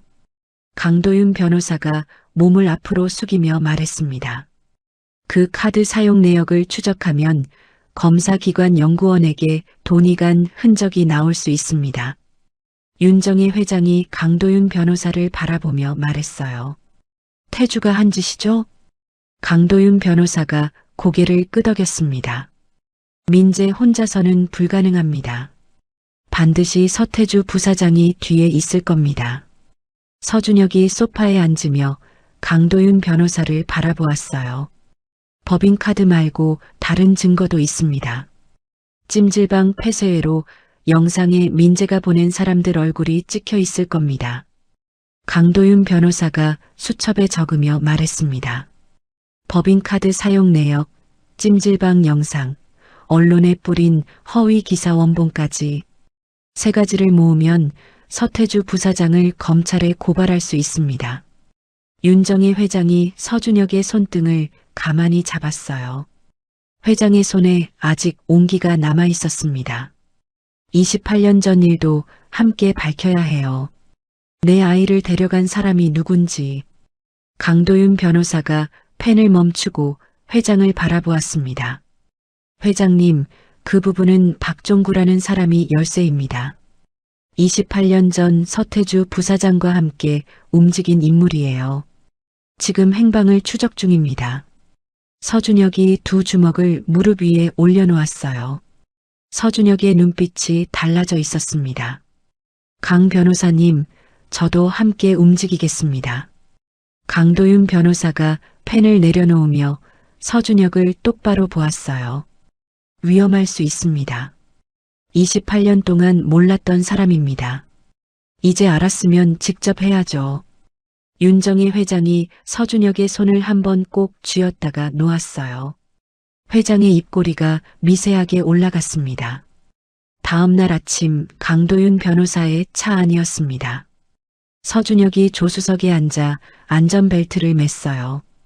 찜질방 폐쇄회로 영상부터 확보합니다. 보관 기간이 30일이라 서두르지 않으면 삭제돼요. 서준혁이 고개를 끄덕이며 차창 밖을 바라보았습니다. 법인카드 내역은요? 법원에 자료 제출 명령을 신청해 놓았습니다. 이틀이면 나올 거예요. 차가 찜질방 앞에 멈췄어요. 강도윤 변호사가 찜질방 사무실 문을 열고 들어섰습니다. 관리인이 카운터 뒤에서 라면을 먹다가 젓가락을 내려놓았죠. 뭐 때문에 오셨습니까? 강도윤 변호사가 명함을 내밀며 말했어요. 열흘 전 이 건물 휴게실에서 폭행 사건이 있었습니다. 폐쇄회로 영상을 확인하고 싶습니다. 관리인이 명함을 받아들고 눈을 가늘게 떴어요. 경찰도 아닌 분이 영상을 달라고요? 강도윤 변호사가 서류 한 장을 카운터 위에 올려놓았습니다. 피해자 동의서와 변호사 직인이 있습니다. 법적으로 문제 없어요. 관리인이 서류를 훑어보다가 고개를 끄덕이며 자리에서 일어났어요. 좁은 관리실 앞모니터 앞에 강도윤 변호사와 서준혁이 나란히 섰습니다. 화면 속에 세 명의 남자가 서준혁을 둘러싸는 장면이 선명하게 찍혀 있었어요. 서준혁이 화면을 손가락으로 가리켰습니다. 이 사람입니다. 오른쪽 끝에 선 사람이 주머니에서 법인카드를 떨어뜨렸어요. 강도윤 변호사가 화면을 멈추며 말했어요. 얼굴이 정면으로 찍혔네요. 신원 확인이 가능합니다. 강도윤 변호사가 관리인에게 영상 복사본을 요청했습니다. 관리인이 저장 장치를 꺼내며 말했어요. 다음부터는 경찰하고 같이 오시지요. 강도윤 변호사가 저장 장치를 받아 안주머니에 넣으며 서준혁을 돌아보았습니다. 하나 확보했습니다. 다음은 언론 기사 원본이에요. 차 안에서 강도윤 변호사가 아는 기자에게 전화를 걸었어요. 서준혁을 사칭범으로 다룬 기사의 최초 제보자 정보를 요청했습니다. 전화를 끊은 강도윤 변호사가 서준혁에게 말했어요. 기사 제보자가 태성식품 홍보팀 과장입니다. 서민재 상무의 직속 부하예요. 서준혁이 고개를 돌려 강도윤 변호사를 바라보았습니다. 그러면 민재가 직접 지시한 겁니까? 정황상 그렇습니다. 기자가 제보 당시 통화 기록을 보관하고 있다고 합니다. 이것도 증거가 되죠. 서준혁이 무릎 위에 올린 주먹을 내려다보며 물었어요. 박종구라는 사람은 어떻게 찾습니까? 강도윤 변호사가 핸들을 잡은 채 정면을 보며 대답했습니다. 28년 전 사건 당시 경기도 파출소에서 서준혁 씨를 처음 발견한 경찰이 있습니다. 퇴직한 이상철 전 경위예요. 그 사람을 먼저 만나야 합니다. 서준혁이 고개를 들었어요. 그 경찰관이 저를 발견한 사람입니까? 네. 고속도로 휴게소 근처에서 곰 인형을 안고 울고 있던 3살짜리 아이를 발견한 사람이에요. 서준혁의 손가락이 무릎 위에서 멈췄습니다. 턱을 꽉 담은 서준혁의 관자놀이에 핏줄이 섰어요. 이틀 뒤 경기도 안성의 한 시골 마을이었습니다. 낡은 슬레이트 지붕 아래 이상철 전 경위가 마당에서 고추를 널고 있었어요. 강도윤 변호사의 차가 마당 앞에 멈추자 이상철이 허리를 펴며 차를 바라보았습니다. 강도윤 변호사가 차에서 내리며 인사했어요. 이상철 선생님이시죠? 강도윤 변호사입니다. 이상철이 장갑을 벗으며 고개를 끄덕였습니다. 전화 받았소. 28년 전 일이라면서? 서준혁이 차에서 내려 이상철 앞에 섰어요. 이상철이 서준혁의 얼굴을 한참 들여다보았습니다. 이상철의 눈이 천천히 커졌어요. 설마 그때 그 아이요? 서준혁이 고개를 숙여 인사하며 말했습니다. 서준혁입니다. 선생님이 저를 찾아주셨다고 들었습니다. 이상철이 장갑을 든 손을 내린 채 서준혁을 위아래로 훑어보았어요. 이상철의 입술이 떨리며 눈가에 물기가 맺혔습니다. 이렇게 컸구만 들어와요. 안에서 이야기합시다. 마루에 앉은 이상철이 오래된 서랍장을 열었어요. 누렇게 바른 사진 한 장을 꺼내 탁자 위에 올려놓았습니다. 사진 속에 파출소 안에서 곰 인형을 안고 앉아 있는 3살짜리 아이가 있었어요. 서준혁이 사진을 집어들었습니다. 사진을 든 서준혁의 손가락이 떨렸어요. 이 사진을 왜 가지고 계셨습니까? 이상철이 보리차를 따르며 말했어요. 그 아이가 어떻게 됐는지 늘 궁금했소. 보호자를 못 찾아서 고아원으로 보냈는데 그게 마음에 걸려서 버리지 못했소. 강도윤 변호사가 수첩을 꺼내며 물었습니다. 선생님, 당시 그 아이를 버린 사람을 보셨습니까? 이상철이 보리찻잔을 내려놓으며 눈을 감았어요. 봤소. 중년 남자였소. 키가 크고 얼굴에 움푹 패인 자국이 있었소. 휴게소 쪽에서 차를 세우고 아이를 내려놓더니 그냥 갔소. 강도윤 변호사가 펜을 멈추며 물었습니다. 그 사람 이름은 모르십니까? 이름은 몰라요. 그런데 그 남자가 탄 차 번호판 뒷자리 4글자를 적어뒀소. 이상철이 서랍장에서 낡은 수첩을 꺼내 한 페이지를 펼쳤어요. 연필로 적힌 4자리 숫자가 흐릿하게 보였습니다. 3279. 혹시나 싶어서 적어둔 거요. 강도윤 변호사가 수첩에 그 숫자를 옮겨 적으며 말했어요. 28년 전 차량이면 폐차 기록이라도 남아있을 겁니다. 등록 명의자를 추적하면 그 남자를 찾을 수 있어요. 서준혁이 사진을 내려놓지 못한 채 이상철을 바라보았습니다. 선생님, 이 사진을 가져가도 되겠습니까? 이상철이 서준혁의 손을 양손으로 감싸잡으며 말했어요. 가져가요. 원래 그 사진의 주인은 당신이니까. 마당으로 나온 서준혁이 차 앞에서 멈췄어요. 사진을 가슴 주머니에 넣는 서준혁의 손이 떨리고 있었습니다. 강도윤 변호사가 차 문을 열며 말했어요. 차량 번호 추적 결과가 나왔습니다. 명의자 이름이 박종구입니다. 서준혁이 고개를 돌려 강도윤 변호사를 바라보았어요. 찾은 겁니까? 이름과 과거 주소는 확인됐습니다. 경기도 안산이었는데 15년 전에 이사한 뒤로 주민등록상 거주지가 없어요. 서준혁이 조수석에 앉으며 정면을 바라보았습니다. 그러면 어떻게 합니까? 방법을 찾아야죠.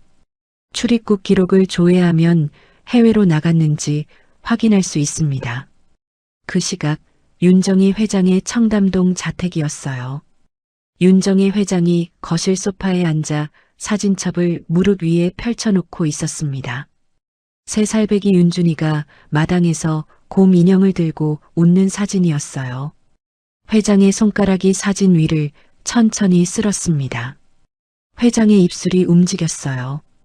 윤준아, 엄마가 찾았어. 이번에는 놓치지 않을게. 회장이 사진첩을 덮고 전화기를 들었어요. 강도윤 변호사에게 전화를 걸었습니다. 강 변호사, 증거 수집이 어떻게 되고 있어요? 회장님, 법인카드 내역, 찜질방 영상, 기사 제보자, 정보, 이상철 전 경위의 증언, 차량 번호까지 확보했습니다. 박종구만 찾으면 고발장을 완성할 수 있습니다. 윤정희 회장이 사진첩 위에 손을 얹으며 말했어요. 서태주가 가만히 있을 사람이 아니에요. 서두르세요. 알겠습니다, 회장님. 전화를 끄는 윤정희 회장이 창밖을 바라보았어요. 어두워지는 하늘 아래 정원의 나무가 바람에 흔들리고 있었습니다. 회장이 소파 옆 작은 탁자 위에 놓인 곰 인형을 집어들었어요. 곰 인형의 별 모양 패치를 엄지손가락으로 문질렀습니다. 그 시각 태성식품 부사장실이었어요. 서태주가 책상 앞에 서서 전화를 받고 있었습니다. 서태주의 얼굴이 점점 굳어졌어요. 뭐, 찜질방 영상을 가져갔다고? 전화를 끄는 서태주가 책상을 주먹으로 내리쳤습니다. 연필꽂이가 쓰러지며 볼펜들이 바닥에 흩어졌어요. 서태주가 서민재에게 전화를 걸었습니다. 민재야. 네, 아버지. 강도윤이 찜질방 영상을 확보했다. 법인카드 내역까지 넘어가면 끝이야. 서민재의 숨소리가 전화기 너머로 거칠게 들렸어요. 어떻게 합니까? 서태주가 창밖을 바라보며 목소리를 낮췄습니다. 장세훈 전무에게 연락해. 해외 계좌에 있는 돈을 옮겨야 한다. 그리고 박종구 입을 막아. 그 사람이 입을 열면 28년 전 일이 전부 드러난다. 전화를 끄는 서태주가 서재 한쪽 금고를 열었어요. 금고 안에서 낡은 서류 봉투 하나를 꺼냈습니다. 봉투 겉면에 96년 경기도라고 적혀 있었어요. 서태주가 봉투를 한참 내려다보다가 품 안에 넣었습니다. 서태주의 이마에 땀줄기가 흘러내렸죠. 그 시각 서민재가 태성식품 사무실에서 장세훈 전무에게 전화를 걸고 있었어요. 장 전무님, 아버지가 연락하라고 했습니다.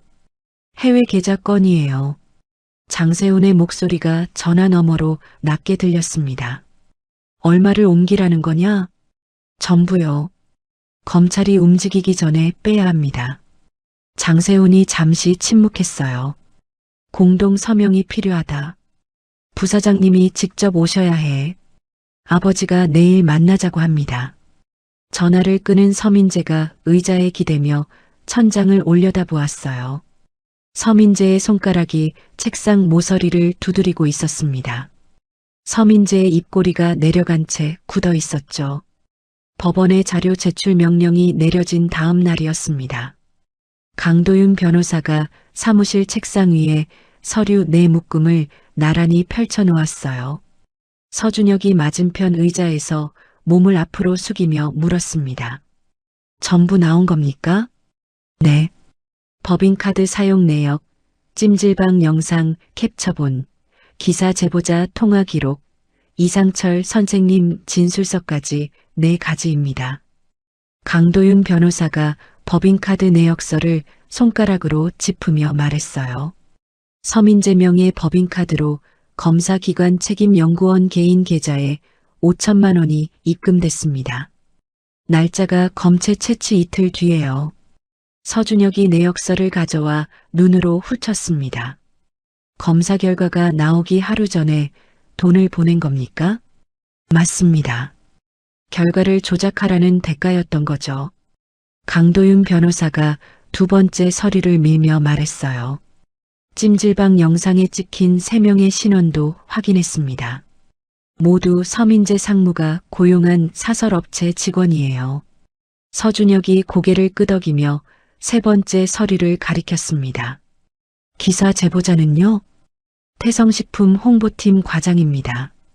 서민재 상무의 직속 부하예요. 기자가 제보 당시 통화 녹음 파일까지 보관하고 있었습니다. 서준혁이 의자 등받이에 몸을 기대며 천장을 올려다보았어요. 두 손으로 얼굴을 쓸어내린 서준혁의 입에서 긴 숨이 새어나왔습니다. 이것만으로 고발할 수 있습니까? 최근 사건은 충분합니다. 증거 조작, 명예훼손, 폭행 교사까지 가능해요. 하지만 28년 전 유괴 사건을 묶으려면 박종구의 진술이 반드시 있어야 합니다. 서준혁이 자리에서 일어나며 말했어요. 박종구를 아직 못 찾은 겁니까? 강도윤 변호사가 전화기를 내려다보며 대답했습니다. 출입국 기록을 조회했습니다. 박종구는 국내에 있어요. 출국 기록이 없습니다. 어딘가에 숨어 살고 있는 거죠. 서준혁이 창가로 걸어가며 물었어요. 그러면 어떻게 찾습니까? 강도윤 변호사가 입을 열려는 순간 전화가 울렸어요. 화면을 확인한 강도윤 변호사의 눈이 가늘어졌습니다. 여보세요. 전화 너머로 낮고 떨리는 남자 목소리가 들렸어요. 강도윤 변호사가 전화를 끊고 서준혁을 돌아보았습니다. 박종구가 직접 연락해 왔습니다. 서준혁의 눈이 커졌어요. 직접요? 만나자고 합니다. 내일 오후 수원역 앞 커피점이에요. 서준혁이 한 발 앞으로 다가서며 말했습니다. 함정일 수 있지 않습니까? 강도윤 변호사가 전화기를 내려놓으며 고개를 저었어요. 목소리가 떨리고 있었습니다. 겁을 먹은 사람 목소리였어요. 서태주 쪽에서 입막음을 시도한 것 같습니다. 그래서 오히려 먼저 나온 거일 수 있어요. 서준혁이 입술을 한번 깨물었다가 놓으며 말했습니다. 제가 같이 가겠습니다. 위험할 수 있어요. 28년 전에 저를 버린 사람입니다. 제 눈으로 직접 봐야 합니다. 강도윤 변호사가 서준혁의 눈을 한참 들여다보다가 고개를 끄덕였어요. 다음 날 오후 수원역 앞 커피점이었습니다. 강도윤 변호사와 서준혁이 구석자리에 나란히 앉아 있었어요. 서준혁이 커피잔을 쥔 채 입구를 바라보고 있었습니다.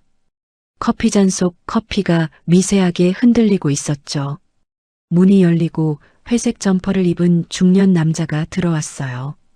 키가 크고 오른쪽 볼에 움푹 패인 자국이 있었습니다. 남자가 주위를 두리번거리다가 구석 자리를 발견하고 다가왔어요. 강도윤 변호사요? 강도윤 변호사가 고개를 끄덕이며 맞은편 의자를 가리켰습니다. 앉으시죠. 박종구 씨 맞습니까? 박종구가 의자에 앉으며 점퍼 주머니에서 손을 빼지 못했어요. 박종구의 시선이 서준혁에게 멈췄습니다. 박종구의 얼굴에서 핏기가 빠졌어요. 이 사람이 그때 그 아이요? 서준혁이 커피잔을 탁자 위에 내려놓았습니다. 잔이 접시에 부딪혀 소리가 났어요. 저를 기억합니까? 박종구가 고개를 떨구며 두 손을 무릎 위에 올렸습니다. 박종구의 손이 심하게 떨리고 있었어요. 미안하오, 정말 미안하오. 강도윤 변호사가 녹음기를 탁자 위에 올려놓으며 말했습니다. 박종구 씨, 지금부터 하시는 말씀은 녹음됩니다. 28년 전 무슨 일이 있었는지 말씀해 주십시오. 박종구가 물을 한 모금 마시고 잔을 내려놓았어요. 잔을 든 손가락에 오래된 화상 흉터가 보였습니다. 28년 전이요. 서태주한테 돈을 받았소. 5천만 원이었소. 서준혁의 턱 근육이 단단하게 굳었어요. 뭘 하라고요? 아이를 데려다가 멀리 버리라고 했소. 서태주가 직접 지시했소. 형수님 아들을 없애라고. 강도윤 변호사가 펜을 멈추고 물었습니다. 아이를 어디서 데려왔습니까? 청담동 자택이요. 낮에 보모가 아이를 데리고 마당에 나온 틈을 탔소. 차에 태워서 경기도 방향으로 달렸소. 서준혁이 탁자 아래에서 두 주먹을 쥐었어요. 손등에 핏줄이 굵게 올라왔습니다. 왜 죽이지 않고 휴게소에 버렸습니까? 박종구가 고개를 들어 서준혁을 바라보았어요. 박종구의 눈가가 빨갛게 부어 있었습니다. 차 안에서 아이가 곰 인형을 안고 잠들었소. 그 얼굴을 보니까 손이 안 움직였소. 사람 많은 데 두면 누군가 데려갈 거라고 생각했소. 강도윤 변호사가 녹음기를 확인하며 물었습니다. 이 사실을 증명할 물건이 있습니까? 박종구가 점퍼 안주머니에서 낡은 봉투를 꺼냈어요. 봉투 안에 카세트 테이프 하나가 들어 있었습니다. 서태주가 지시하는 목소리가 담긴 녹음이요. 나중에 서태주가 나를 없앨까봐 몰래 녹음해 둔 거요. 강도윤 변호사가 봉투를 받아들며 박종구를 바라보았어요. 왜 이제 와서 나오신 겁니까? 박종구가 두 손으로 얼굴을 감쌌습니다.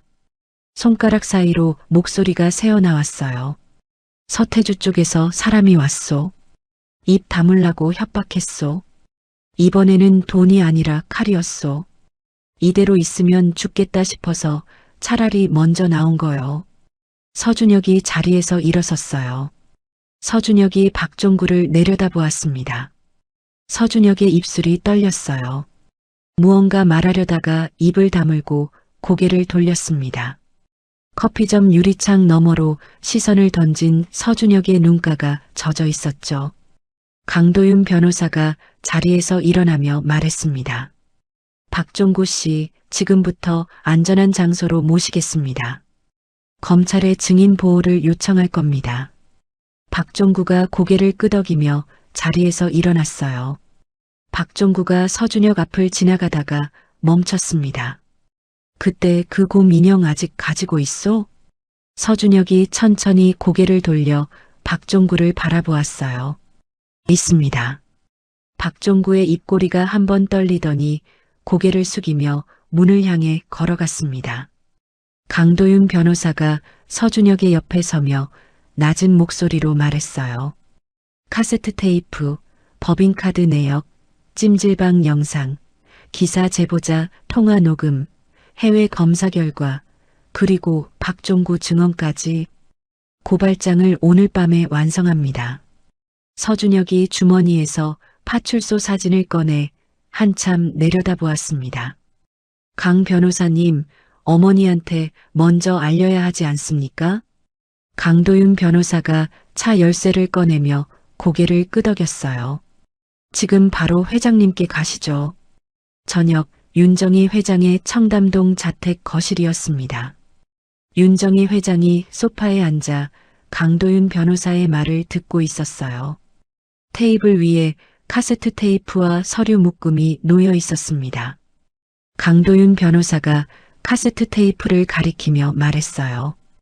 28년 전 서태주 부사장이 박종구에게 지시하는 목소리가 담긴 녹음입니다. 윤정희 회장이 카세트 테이프를 집어들었어요. 테이프를 쥔 회장의 손가락이 하얗게 변했습니다.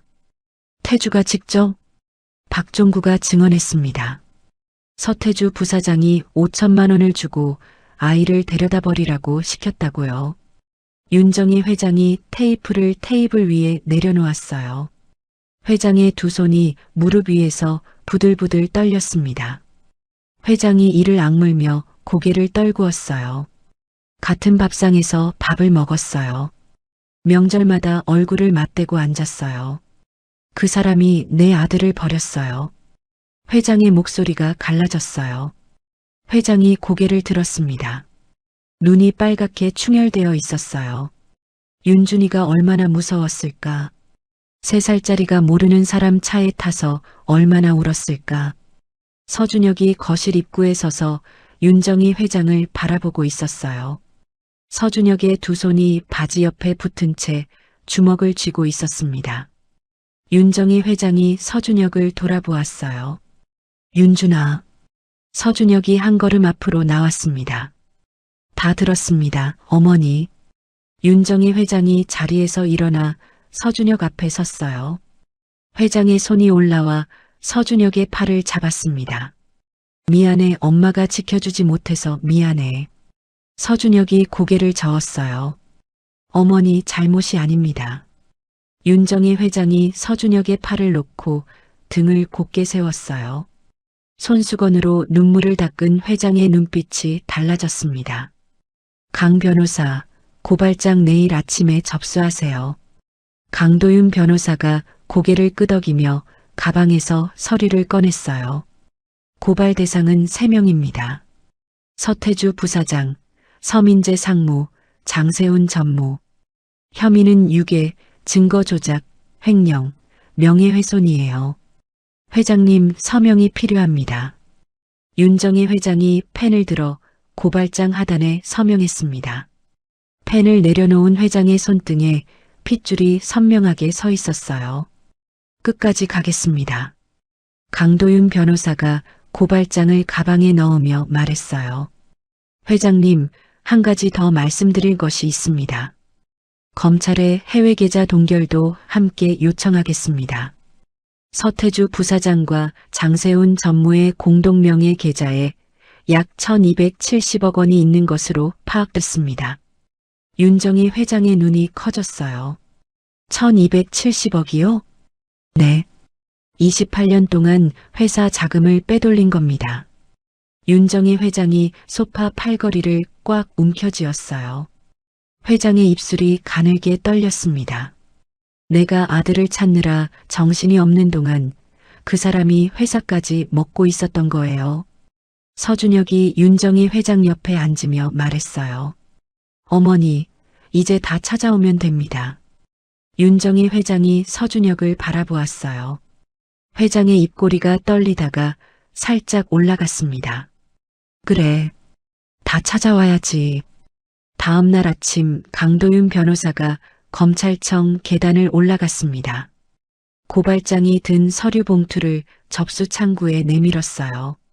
40분 뒤 강도윤 변호사가 검찰청 건물 밖으로 나왔습니다. 서준혁이 건물 앞 벤치에서 일어섰어요. 접수됐습니까? 네. 검찰이 즉시 수사에 착수한다고 합니다. 해외 계좌 동결 요청도 함께 넣었어요. 서준혁이 고개를 끄덕이며 전화기를 꺼냈습니다. 어머니한테 알려야겠습니다. 잠깐요. 강도윤 변호사가 서준혁의 팔을 잡으며 목소리를 낮췄어요. 서태주 쪽에서 움직일 겁니다. 회장님 경호를 강화해야 해요. 오늘부터 회장님 곁에 사람을 붙이겠습니다. 서준혁이 강도윤 변호사를 바라보며 말했습니다. 제가 곁에 있겠습니다. 서준혁 씨 혼자서는 안 됩니다. 경호업체에 의뢰하겠습니다. 서준혁이 입술을 한번 깨물었다가 고개를 끄덕였어요. 그날 오후 태성식품 부사장실이었습니다. 서태주가 전화를 받고 있었어요. 서태주의 손이 전화기를 쥔 채 떨리고 있었습니다. 검찰에서 수사에 착수했다고? 해외 계좌 동결 요청까지? 전화를 끊은 서태주가 의자에서 벌떡 일어났어요. 서재 금고를 열고 여권을 꺼냈습니다.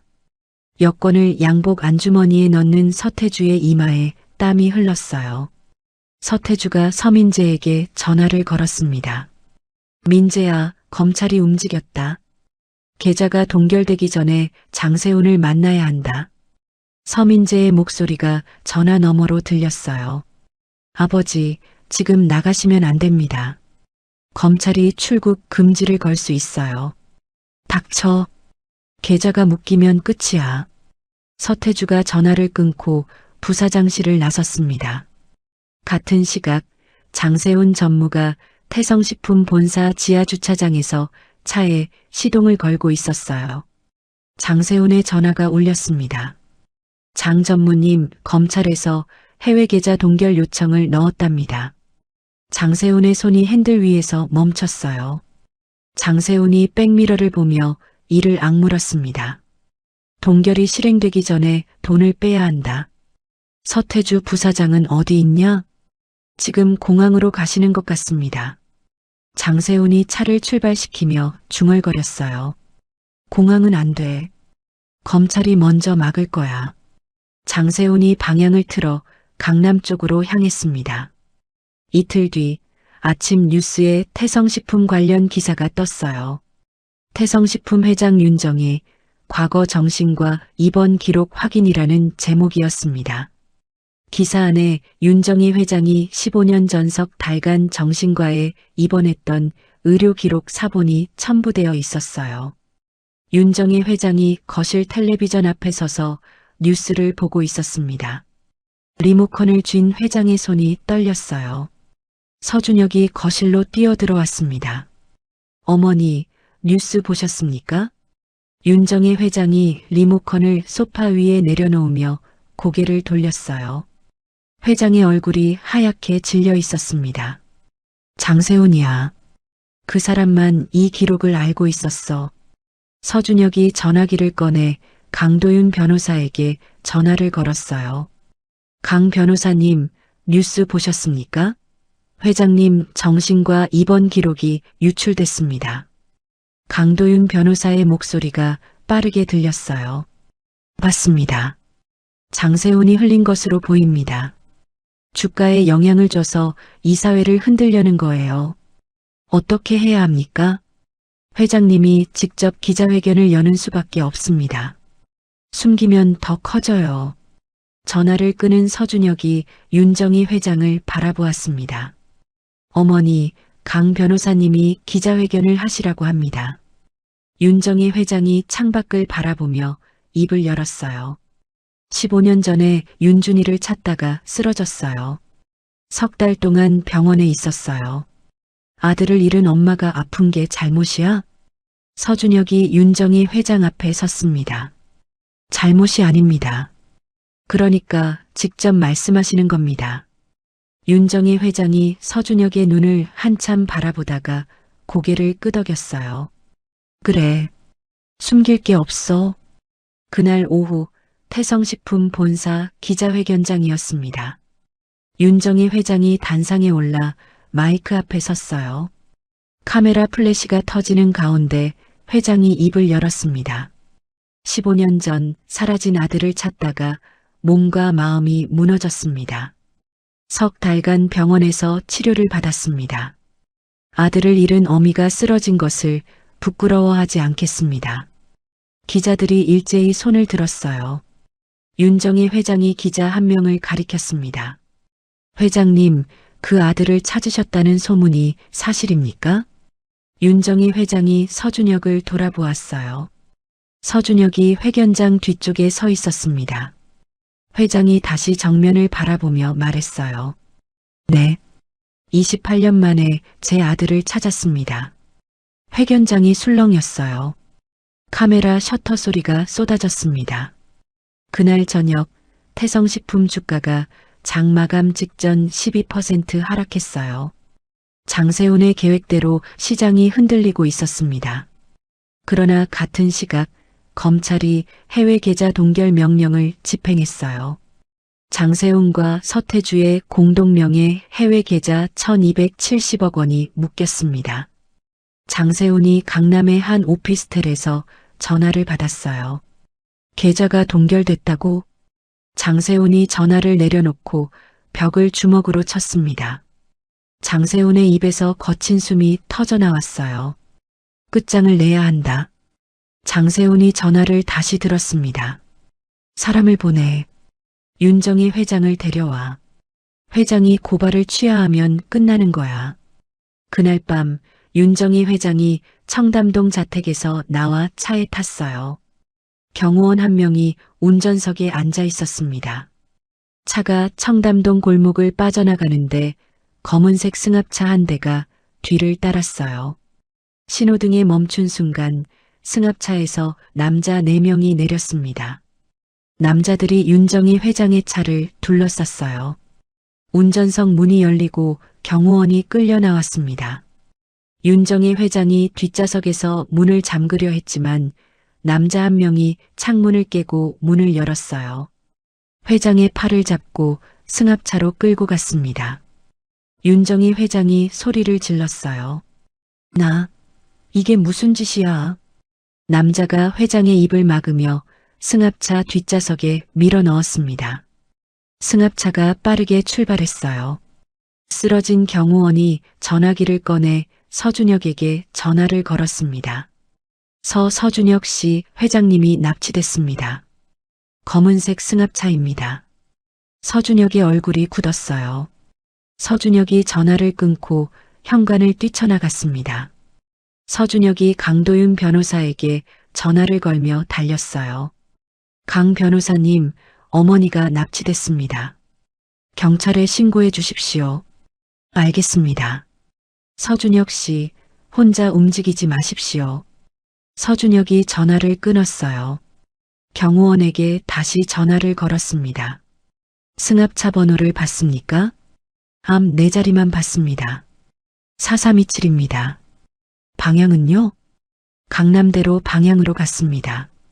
서준혁이 도로변에 세워진 오토바이 한 대를 보았어요. 오토바이 주인에게 뛰어가 말했습니다.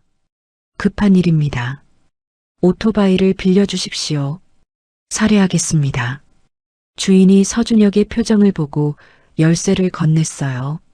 서준혁이 오토바이에 올라타 강남대로 방향으로 출발했습니다.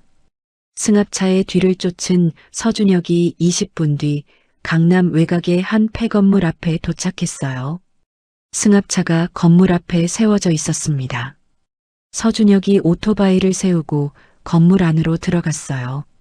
어두운 복도를 지나자 넓은 공간이 나왔습니다. 윤정희 회장이 의자에 앉아 있었어요.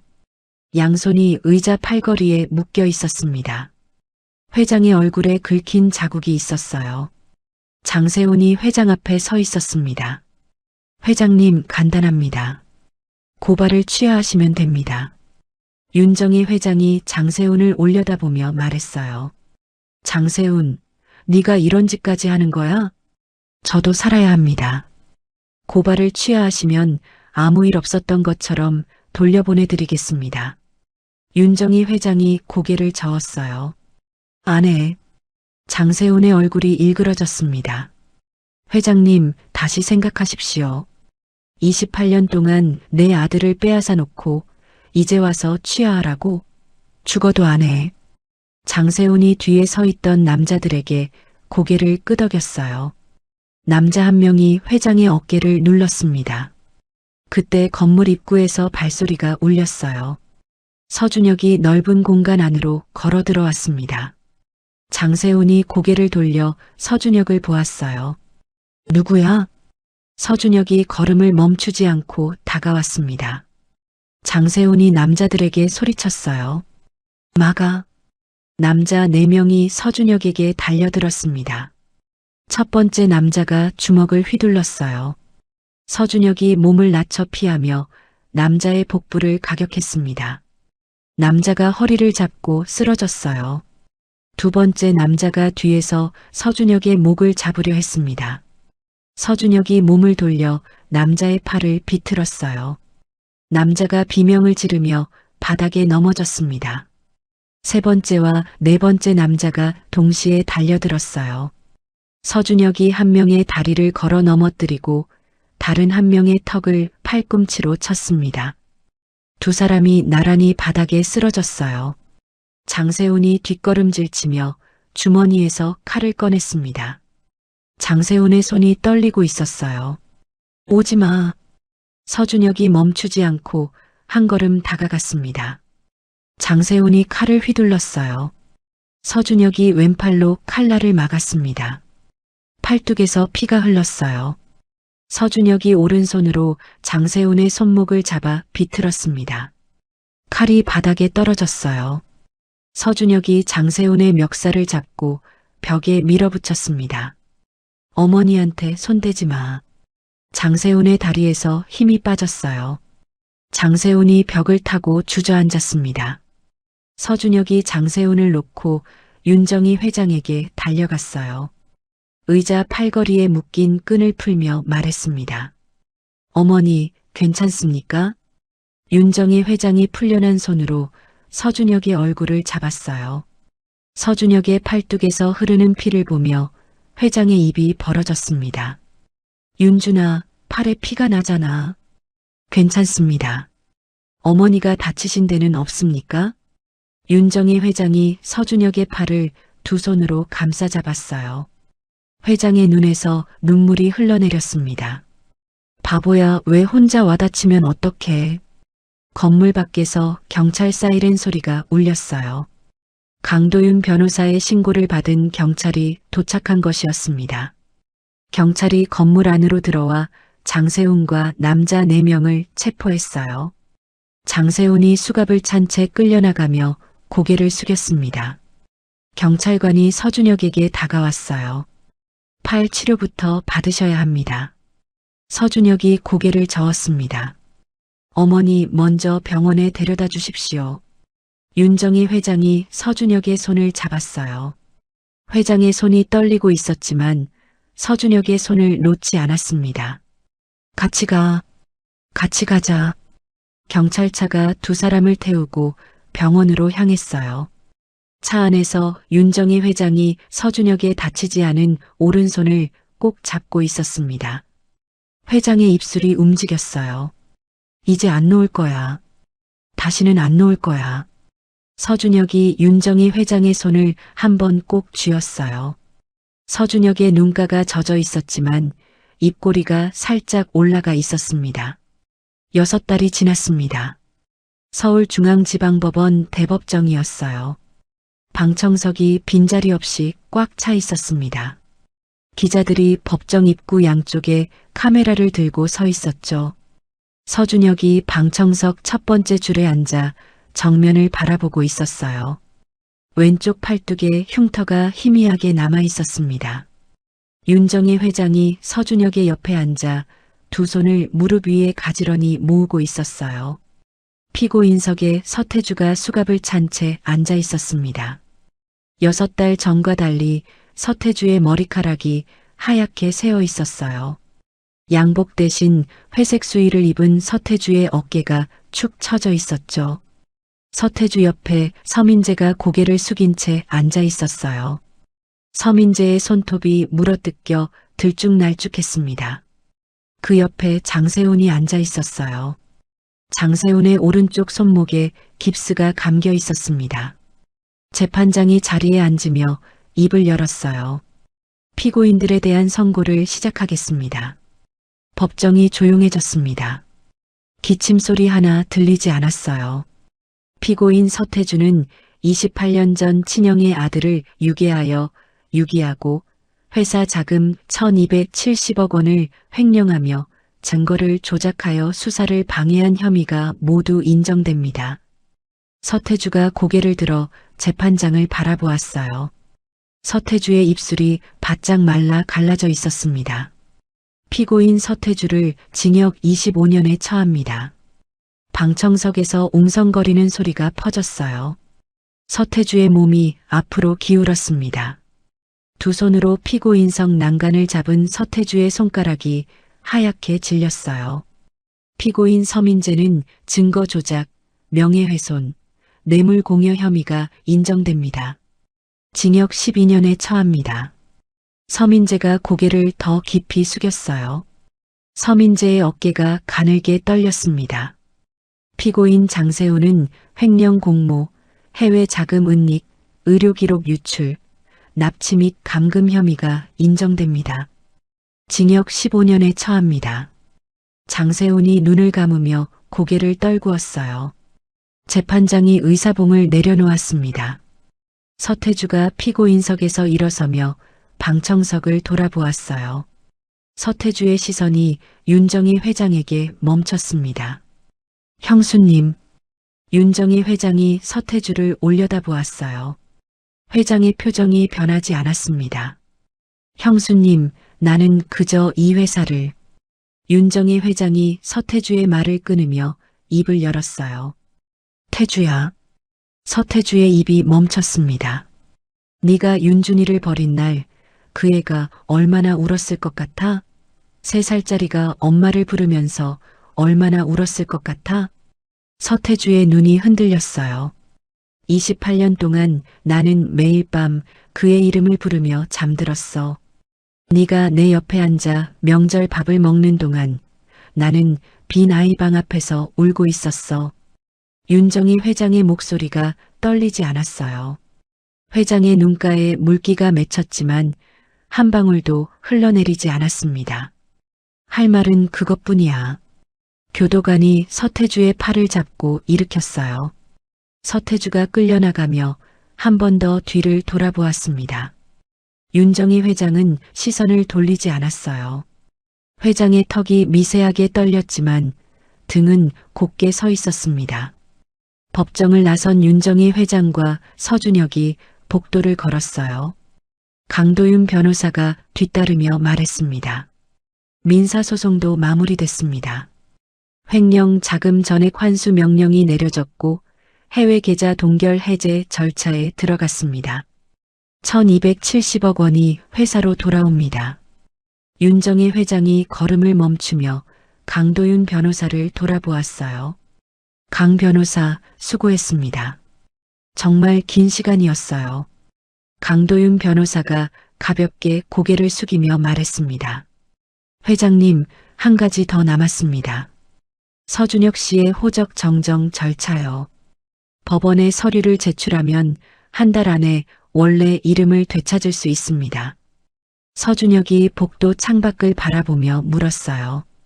원래 이름이면 서윤준 말입니까? 네. 서윤준. 회장님께서 지어주신 이름이죠. 서준혁이 윤정희 회장을 돌아보았어요. 어머니, 어떻게 하면 좋겠습니까? 윤정희 회장이 서준혁의 팔을 가만히 잡으며 말했습니다. 네가 정해라. 준혁이든 윤준이든 넌 내 아들이니까. 서준혁이 윤정희 회장의 손을 잡으며 말했어요. 서윤준으로 하겠습니다. 어머니가 지어주신 이름으로 살겠습니다. 윤정희 회장의 입꼬리가 떨리다가 천천히 올라갔어요. 회장이 서준혁의 손을 한번 꼭 쥐었습니다. 한 달 뒤 태성식품 본사 대회의실이었어요. 이사회 멤버들이 긴 테이블에 둘러앉아 있었습니다. 윤정희 회장이 테이블 상석에 서서 입을 열었어요. 오늘 안건은 하나입니다. 태성식품 부회장 선임의 건이에요. 이사들이 서류를 넘기며 고개를 들었습니다. 서윤준을 태성식품 부회장으로 선임하고자 합니다. 회의실 문이 열리고 서윤준이 들어왔어요. 검은색 정장을 입은 서윤준이 이사들에게 고개를 숙여 인사했습니다. 서윤준입니다. 부족하지만 최선을 다하겠습니다. 이사 한 명이 안경을 고쳤으며 물었어요. 경영 경험이 없는 분을 부회장에 앉히는 것은 무리가 아닙니까? 윤정희 회장이 이사를 바라보며 대답했습니다. 이 사람은 6달 동안 회사의 모든 보고서를 읽었고 공장 3곳을 직접 돌았고 현장 직원들과 밥을 먹으며 문제를 파악했습니다. 경험은 앞으로 쌓으면 되는 거예요. 표결이 시작됐어요. 찬성 7, 반대 2, 기권 1. 부회장 선임안이 통과됐습니다. 윤정희 회장이 서윤준의 어깨를 한번 가볍게 두드렸어요. 서윤준이 고개를 숙이며 입술을 꽉 다물었습니다. 눈가가 붉어지는 것을 참으려는 듯 천장을 한번 올려다보았죠. 3달 뒤 태성식품 본사 회장실이었어요. 윤정희 회장이 책상 앞에 앉아 서윤준을 불렀습니다. 윤준아, 앉아라. 서윤준이 회장 맞은편 의자에 앉았어요. 윤정희 회장이 서랍에서 서류 한 장을 꺼내 서윤준 앞에 놓았습니다. 회장직 이임 서류야. 서윤준의 눈이 커졌어요. 어머니, 갑자기 무슨 말씀이십니까? 갑자기가 아니야. 오래 생각한 거야. 윤정희 회장이 의자에서 일어나 창가로 걸어갔어요. 창밖을 내다보며 말했습니다. 28년 동안 이 자리에 앉아서 아들을 찾았어. 이제 찾았으니까 이 자리는 네가 앉아야지. 서윤준이 자리에서 일어나 윤정희 회장 곁에 섰어요. 어머니, 아직 제가 부족합니다. 윤정희 회장이 서윤준을 돌아보며 말했어요. 부족하면 채우면 돼. 내가 옆에 있으니까. 서윤준이 입술을 꽉 다물었어요. 한참을 서 있다가 고개를 숙이며 말했습니다. 알겠습니다, 어머니. 한 달 뒤 서윤준이 태성식품 회장으로 취임했어요. 취임 첫날 서윤준이 회장실 책상 위에 물건 하나를 올려놓았습니다. 왼쪽 귀가 찢어지고 배에 별 모양 패치가 붙어 있고 오른팔에 파란 리본이 묶인 곰 인형이었어요.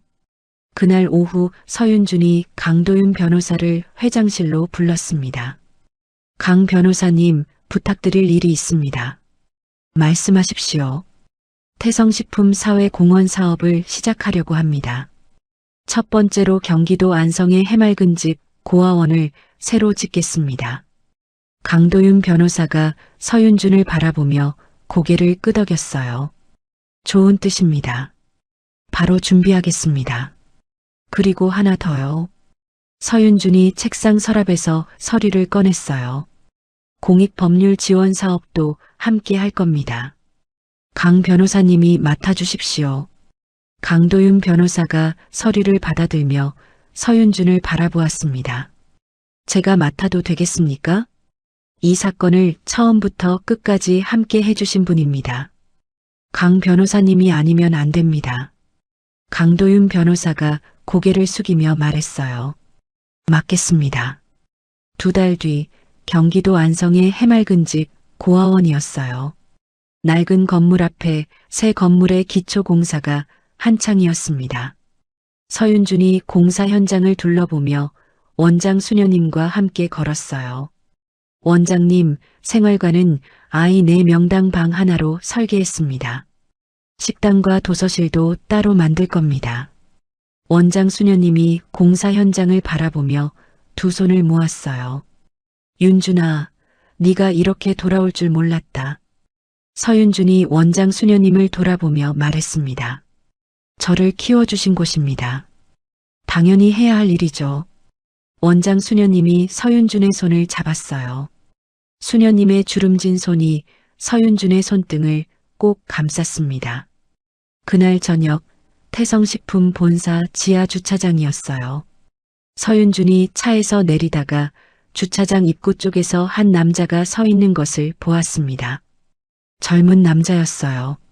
낡은 운동화에 검은색 패딩을 입고 한 손에 전화기를 들고 있었습니다. 남자의 등에 대리운전 조끼가 걸려 있었죠. 서윤준이 걸음을 멈추고 남자를 바라보았어요. 남자가 전화기를 귀에 대며 말했습니다. 네, 도착했습니다. 손님 모시러 올라가겠습니다. 서윤준이 남자에게 다가갔어요. 잠깐요. 남자가 고개를 돌려 서윤준을 올려다보았습니다. 네, 서윤준이 양복 안주머니에서 명함을 꺼내 남자에게 내밀었어요. 혹시 일자리를 찾고 있으면 여기로 연락하세요. 태성식품에서 사람을 구하고 있습니다. 남자가 명함을 받아들고 서윤준의 얼굴을 바라보았어요. 저요? 저는 대리운전 기사인데요. 서윤준이 남자의 등에 걸린 조끼를 한번 바라보았습니다. 서윤준의 입꼬리가 천천히 올라갔어요.